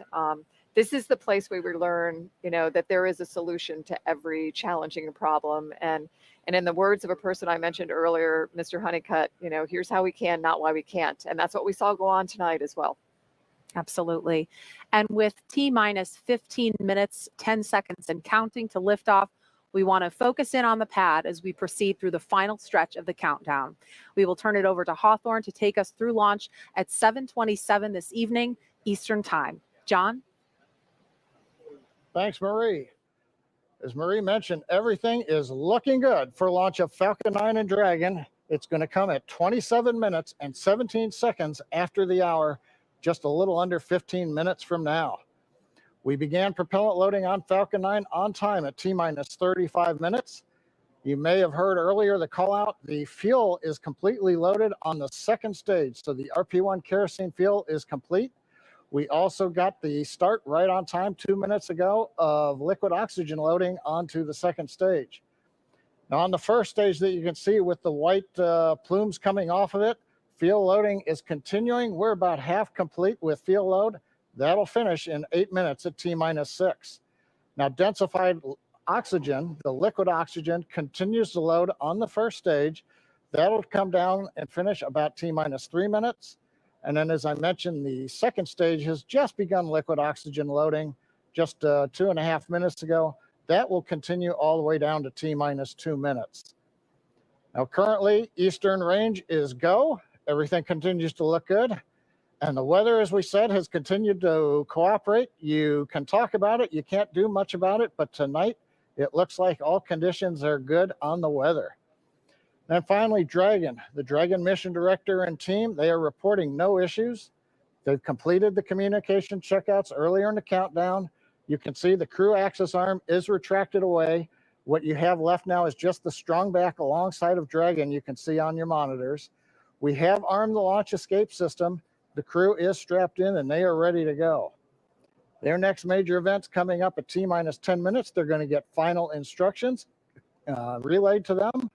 The crew displays will be configured for launch, and that allows the crew to get insight into how launch is proceeding and provides constant updates on vehicle health to the crew that you can see on the right-hand side of the monitor. The crew will also at that time close their visors in preparation for launch. Now at T-minus 5 minutes, we'll be in terminal count, and Dragon will transition to its internal battery power. We'll hear continued callouts on the countdown net as we get close to 0 and to liftoff. But right now, 12.5 minutes to go, everything looking good. Leah and I will be commenting, but we're going to let you listen into a lot of the discussion and just enjoy the last 12 minutes of the countdown as we head for liftoff again, 27 minutes, 17 seconds after the hour. That's right, John. It's so exciting. Only 12 minutes, 13 seconds until liftoff now. And just some things that you can look for, especially upon ascent. You'll be hearing some performance calls as we get into the final countdown and then after liftoff. These are SpaceX flight controllers. They're reporting the trajectory, the speed, the booster performance, and some of the key milestones for Falcon 9 and Crew Dragon on the way uphill. It's about a 9-minute ride to orbit, and a few minutes after that, that is when we'll see Crew Dragon separate from the second stage and begin flying free on its own. Some of those other calls you'll hear upon liftoff are number and letter combinations. These mark different abort zones throughout the flight. The first two are 1A and 1B. This signifies they're in the first stage, and that will last until they're up to the very north of North Carolina. The next are 2A through 2E or 2 Echo. Those will come into play once the second stage kicks in. That lasts from the top of North Carolina all the way to the tip of Newfoundland in the northern Atlantic. There's also a spot we want to avoid in the northern Atlantic, and so you might hear the call Shannon or forward to Shannon. Of course, that's not to be confused with our crew member Shannon Walker today, but that actually refers to Shannon, Ireland. It means they would target off the coast of Ireland if they were later in that second stage and needed to abort. But that next call out we're listening for to the crew should come up at T-minus 10 minutes that the crew displays. Those 3 panels in front of our astronauts will be configured for launch. Now just 10 minutes and 35 seconds to go until liftoff.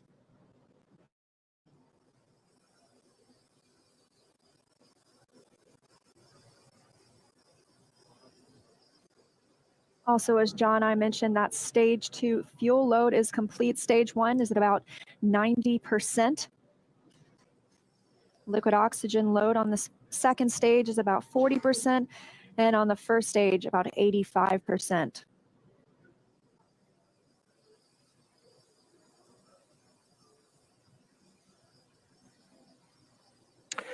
Dragon, SpaceX, confirm crew displays are configured for launch.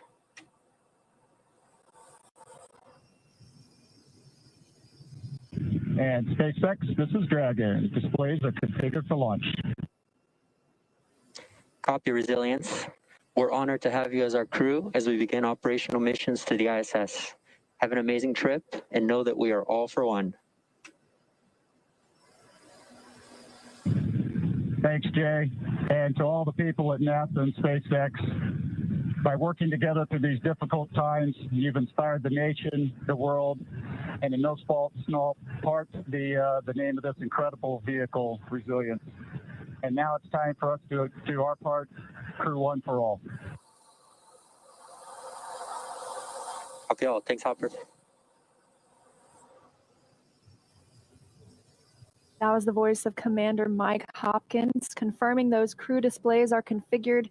And that T-minus 10 minutes was another check for the Falcon 9 launch commit criteria. It was checked by some computers. It was the last check of a wide variety of the Falcon system data to make sure we are go. From here on, we continue to count down until T-minus 7 minutes when the pre-valves open.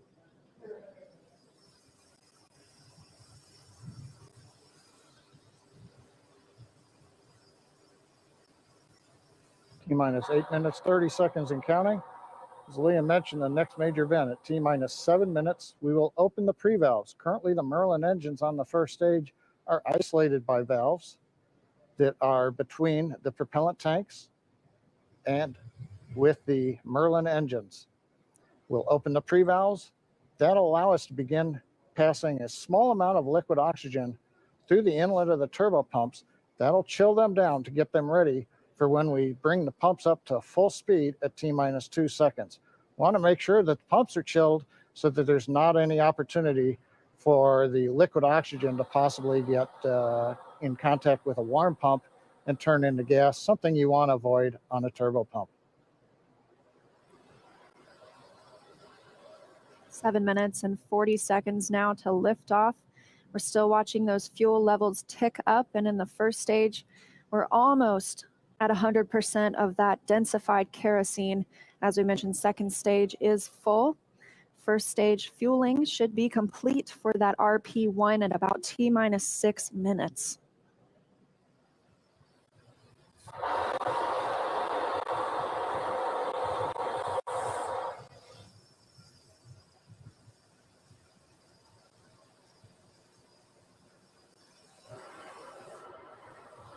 Standing by for pre-valve opening.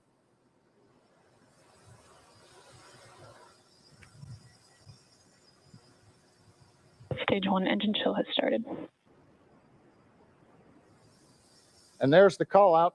Stage 1 engine chill has started. Indicates that we are opening the pre-valves. Liquid oxygen now beginning to flow slowly through the turbo pumps on the Merlin 1D first stage engines.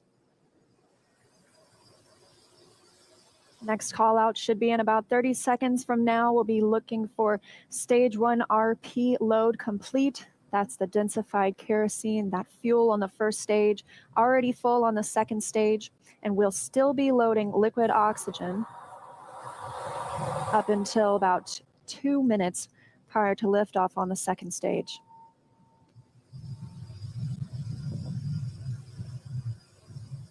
Standing by for that fuel call. Stage 1 fuel load is complete. Okay, right on time, and a great view of Dragon sitting on top of the Falcon 9 as we're continuing to load liquid oxygen onto both the first and second stages. The RP1 kerosene fuel is now completely loaded on both stage 1 and stage 2. All continues to go well, just under 6 minutes to launch.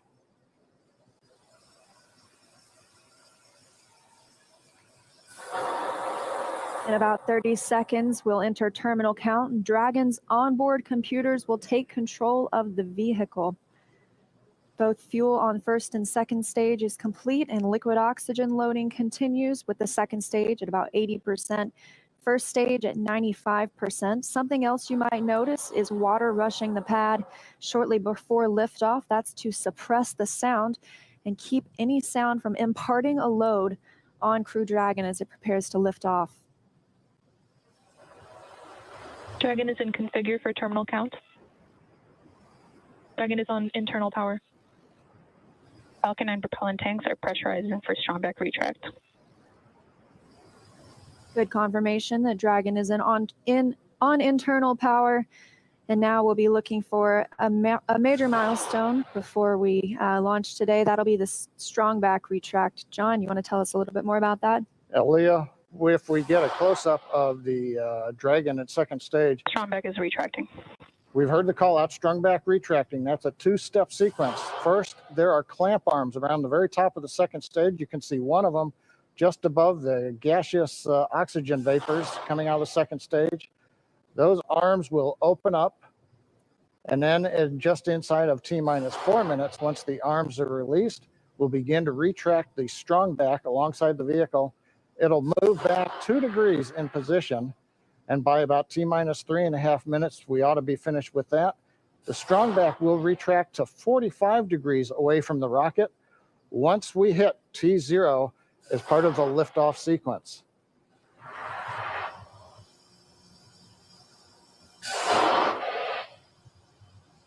And at T-minus 3 minutes, Right now, we're waiting for the retract. And there you can see the strongback is beginning to move away from the vehicle.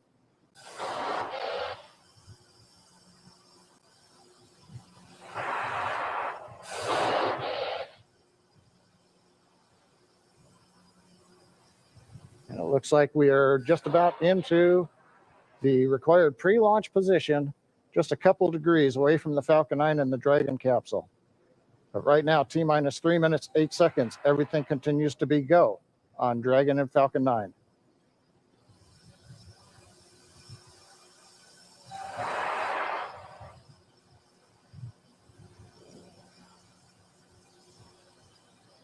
Currently standing. Dragon is in terminal count. And Dragon is in terminal count, and we are standing by to hear that stage 1 liquid oxygen loading is complete. Stage 1 LOX load is complete. And there we have it. And stage 2 should finish shortly after at about 2 minutes prior to liftoff. So now the last major event is finish liquid oxygen loading on stage 2. Wraps up at about T-minus 2 minutes. Then at about T-minus a minute and a half, we have to drain back and vent down the liquid line that goes up the strongback alongside the Falcon 9. If you see a large white cloud about midway down around the rocket, that's normal. That's, again, just the gaseous oxygen hitting the warm, moist Florida air.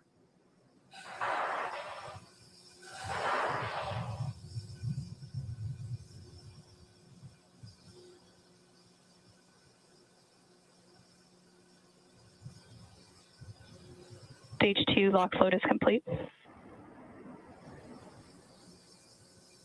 Dragon is in auto idle. And good calls that stage 2 liquid oxygen load is complete. That means we have full fuel on the first and second stages, that densified kerosene, and we're full of the oxidizer. Liquid oxygen on the first and second stage as well. Now just a minute and 20 seconds until liftoff today. And as you can hear those sounds, like Soichi Noguchi said, the vehicle is alive. Coming up in 10 seconds, we'll look to hear that Dragon is in countdown and Falcon 9 is in startup.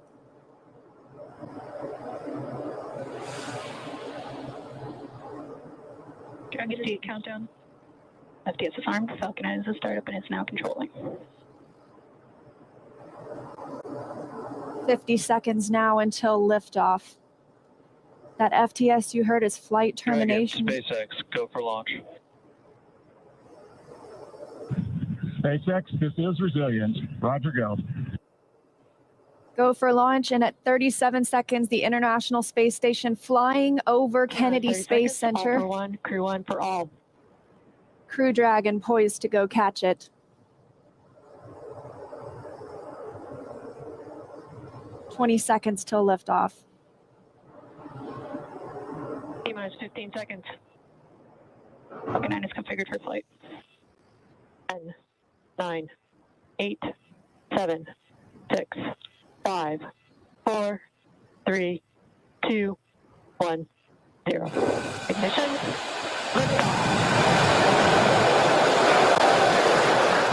And resilience rises. Not even gravity contains humanity when we explore as one for all.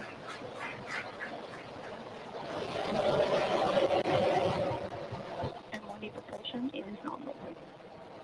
That's the word we want to hear. Stage 1 propulsion is nominal.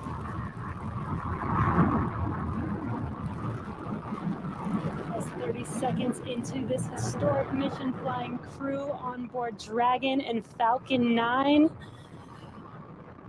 Stage 1 is preparing to throttle down. This is in preparation for max Q, which is maximum aerodynamic pressure. Stage 1, throttle down. There's that call out for throttle down. Power and telemetry continue to be nominal for the vehicle, now traveling at 262 meters per second. Falcon 9 is supersonic. There's that call out. The Falcon 9 is supersonic, and we will be passing through max Q here shortly, the largest structural load during ascent. Max Q. And there's that call out. That Falcon has passed through Stage max 1, Q. throttle up. 1 Bravo. And we've just entered Stage 1 Bravo abort mode. That's going to take them through the end of the first stage burning just before second stage activates off the coast of North Carolina.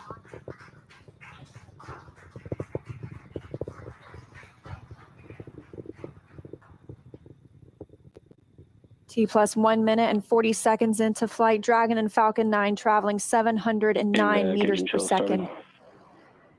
That call that MVAC chill is underway, the Merlin vacuum engine.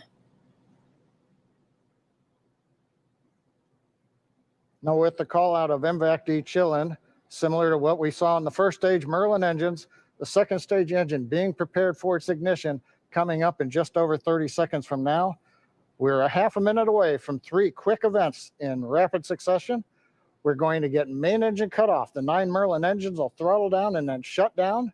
We're going to get stage separation. Stage 1, throttle down. And then ignition of the second stage engine. We've begun the throttle down in preparation for stage separation.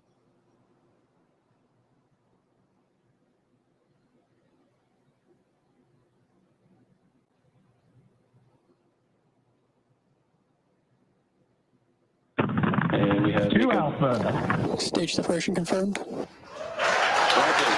Let's get the position of signal. And you see that stage separation has confirmed. There goes that MVAC engine. Stage 2, Crew 1 is now on their way to the International Space Station.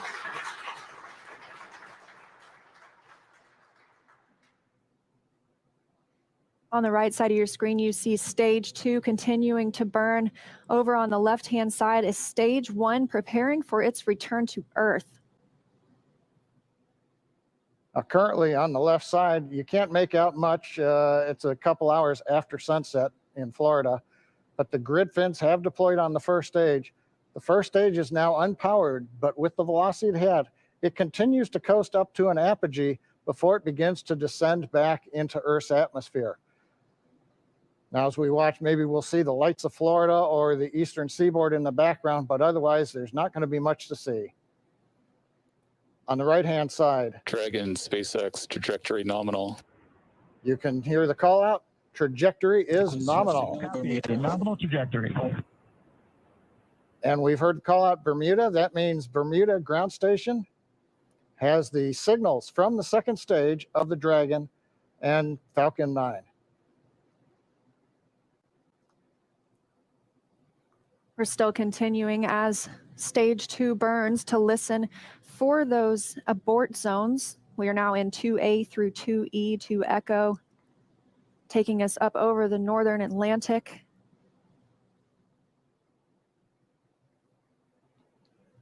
Right now you can see the second stage engine glowing with the standard red that we have come to see over all these missions. Indicates everything's looking good. Power on the MVAC-D engine continues to run at 220,000 pounds of thrust in the vacuum of outer space. Dragon, SpaceX, trajectory nominal. And trajectory nominal. Nominal trajectory. And we hear the reply from the crew acknowledging we have a nominal trajectory. Dragon made it to the Falcon 9 second stage, heading into the low Earth orbit, where Dragon will then separate and begin its trip the rest of the way to the space station. We'll be looking for SECO, second stage engine cutoff, coming up at 8 minutes and 48 seconds after launch today. So about 3.5 minutes from now, Dragon and Falcon 9, second stage, currently flying 2,979 meters per second. Now, currently, the first stage has begun its descent. It is through apogee. It's beginning to come back down, where it coming up in another couple of minutes, we will have the entry burn, where we begin to slow down the first stage. SpaceX, trajectory nominal. Copy, nominal trajectory. Another call out, another nominal trajectory, just what we love to hear.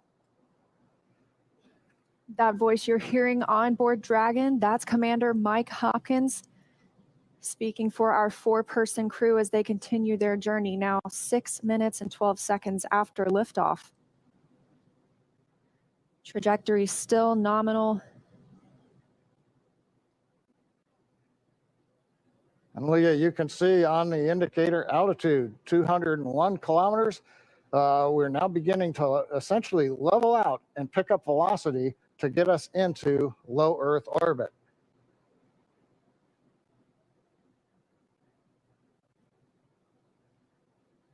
We're a little under 1 minute from the ignition for the entry burn on first stage.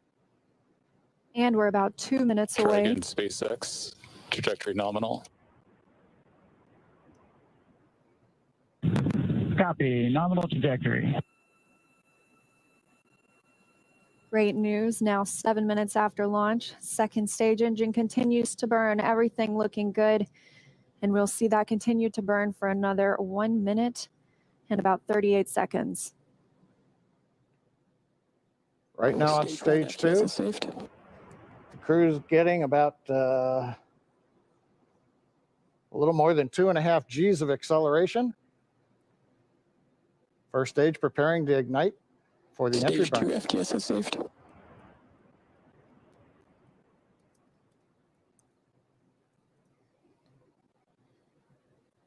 And we've got ignition of the entry burn, center engine, followed by the other 2 restart engines. First stage now getting ready to re-enter the Earth's atmosphere. This is about a 29-second burn, and it's designed to slow the vehicle way down. We're going to shed about 70% of the velocity of that dropping first stage by the time this landing burn completes. I should say by the time the entry burn completes, which is now over, first stage on target for the drone ship in the Atlantic Ocean. Meanwhile, we're watching second stage getting close to getting into orbit. That's right. We've got about 30 Stage seconds 2 internal more. guidance. And now just about 20 seconds more of stage 2 continuing to burn until we see second stage engine cut off, or SECO. We'll coast for a few minutes afterward to allow the rates in motion to... Roger, there- Shannon. There's that call for Shannon. That's Shannon, Ireland, an abort zone, but it looks like we continue smoothly to orbit today.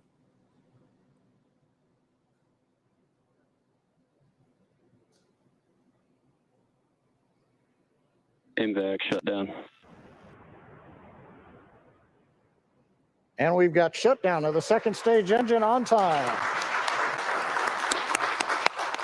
Dragon SpaceX, nominal orbit insertion. Launch escape system is disarmed. And SpaceX copies. And Leah, the words we like to hear, a nominal orbit insertion. That's right, John. Nominal orbit insertion, as we mentioned, stage 2. Oh, looks like some action on stage 1.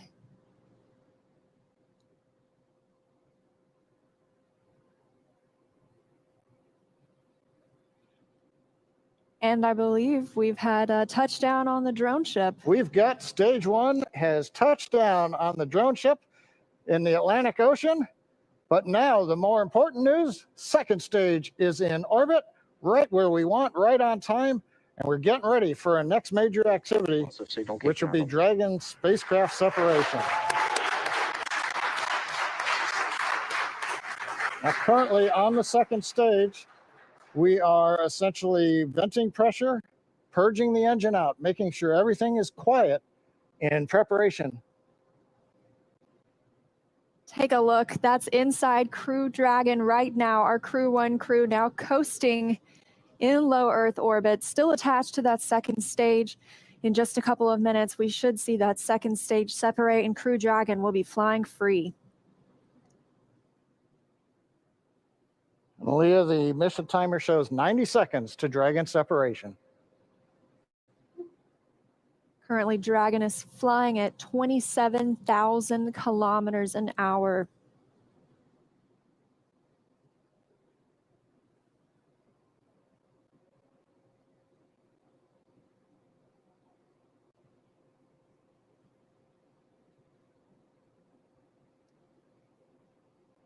And we're T plus 11 minutes since liftoff today, waiting on that second stage separation. But as you can see, our astronauts from left to right, Shannon Walker, Victor Glover, Mike Hopkins, and Soichi Noguchi, now on their way to the International Space Station. First trip to space for Victor Glover. Acquisition of signal, Newfoundland.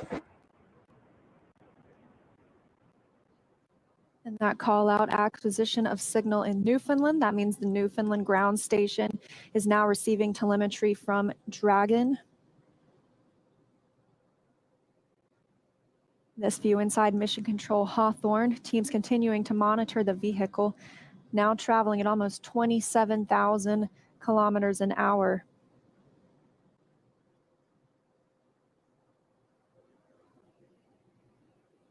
Ten seconds to Dragon separation.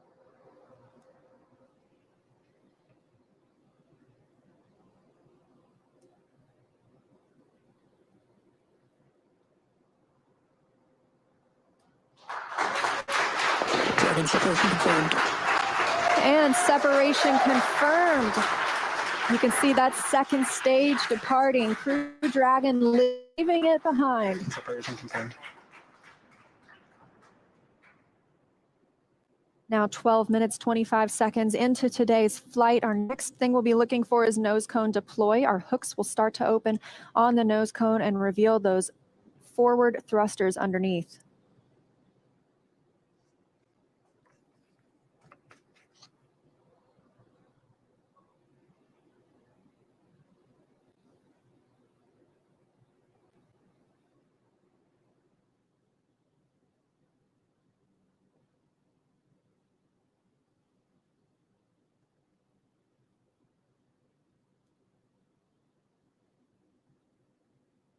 13 minutes into today's mission, the view on the right-hand side of your screen coming from Crew Dragon. We had that short look at the second stage as it departed. That second stage will burn up upon re-entry into Earth's atmosphere.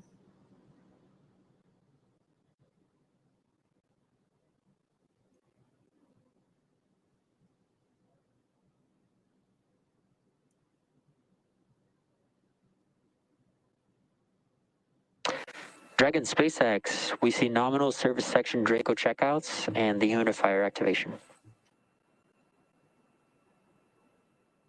And SpaceX, this is Dragon. We copy all and we see the same.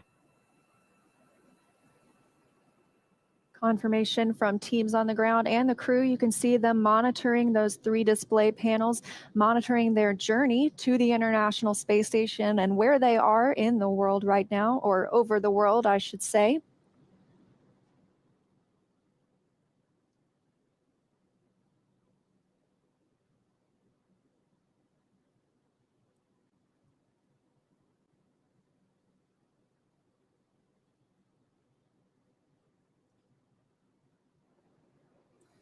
Well, we're in 14 minutes, 25 seconds since it was a great liftoff. Everything happened. We had a nominal insertion into low Earth orbit. You saw Dragon separate. We got the DIRECTO checkouts were good. And right now we're hearing the nose cone hooks are opening up. Everything is happening right per the procedure. And we've got Crew 1 successfully on orbit. So with that, let's head over to our counterparts at Kennedy Space Center. Marie, how was that launch for you all there on the ground? Oh my gosh, John, it just took our breath away. I mean, we could just turn right around in our seats and watch. We got up away from the desk to get a better look. And then we actually could see the booster coming back down. Yeah, that was outstanding. Outstanding. And I don't even know what to say. High five. We're like high-fiving through the shield here. High five. My husband texted me a picture of my daughter watching liftoff. It was just, I'm emotional. Seeing that and went on the first attempt. How often does that happen in human space flight? As it should. I'm very happy. You know, it has been a long day, but just to be able to stand there and feel the rocket pounding the air around you was just incredible. And then looking at the light too long, I couldn't see the MVAC ignition. So I still have spots in my eyes. And then the views inside the capsule too, with the 4 of them, looking kind of mellow, but you could see Victor's kind of letting his arms do a little bit of the floating thing. I bet he cannot wait to get out of his seat. Well, he's going to get a chance to here shortly.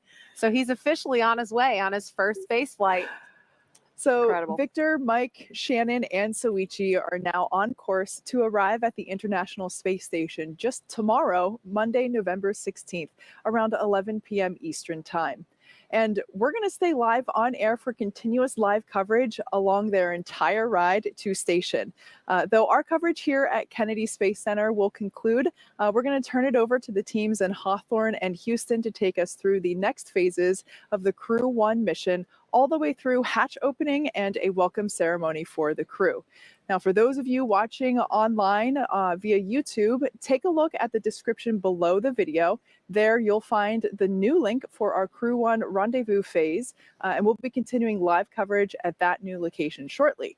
But if you're watching on NASA TV, like my parents, you won't notice a thing and your coverage will continue.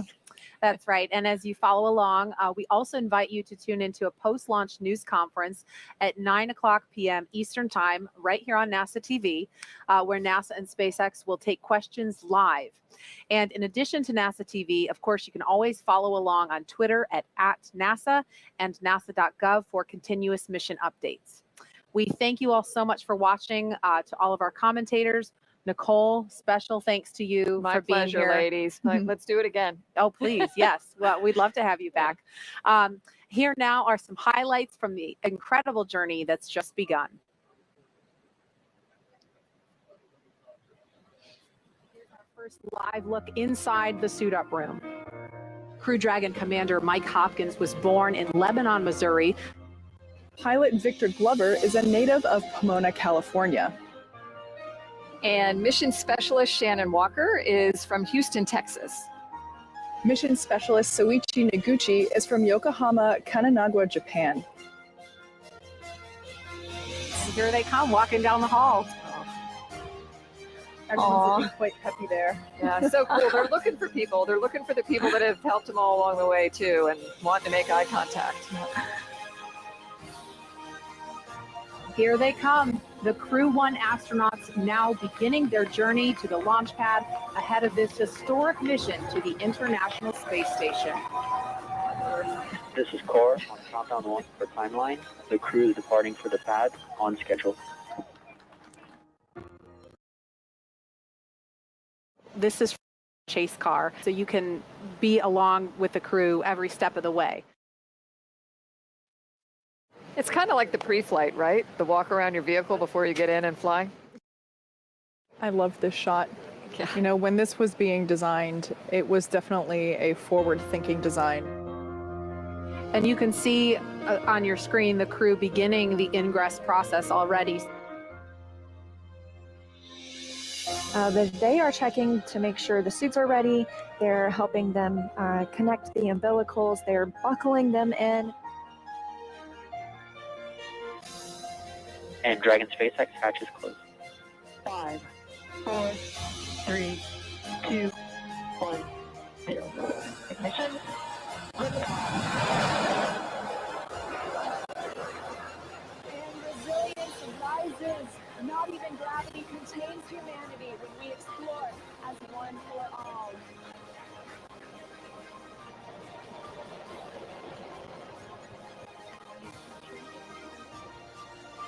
That's the word we want to hear. Stage 1 propulsion is nominal.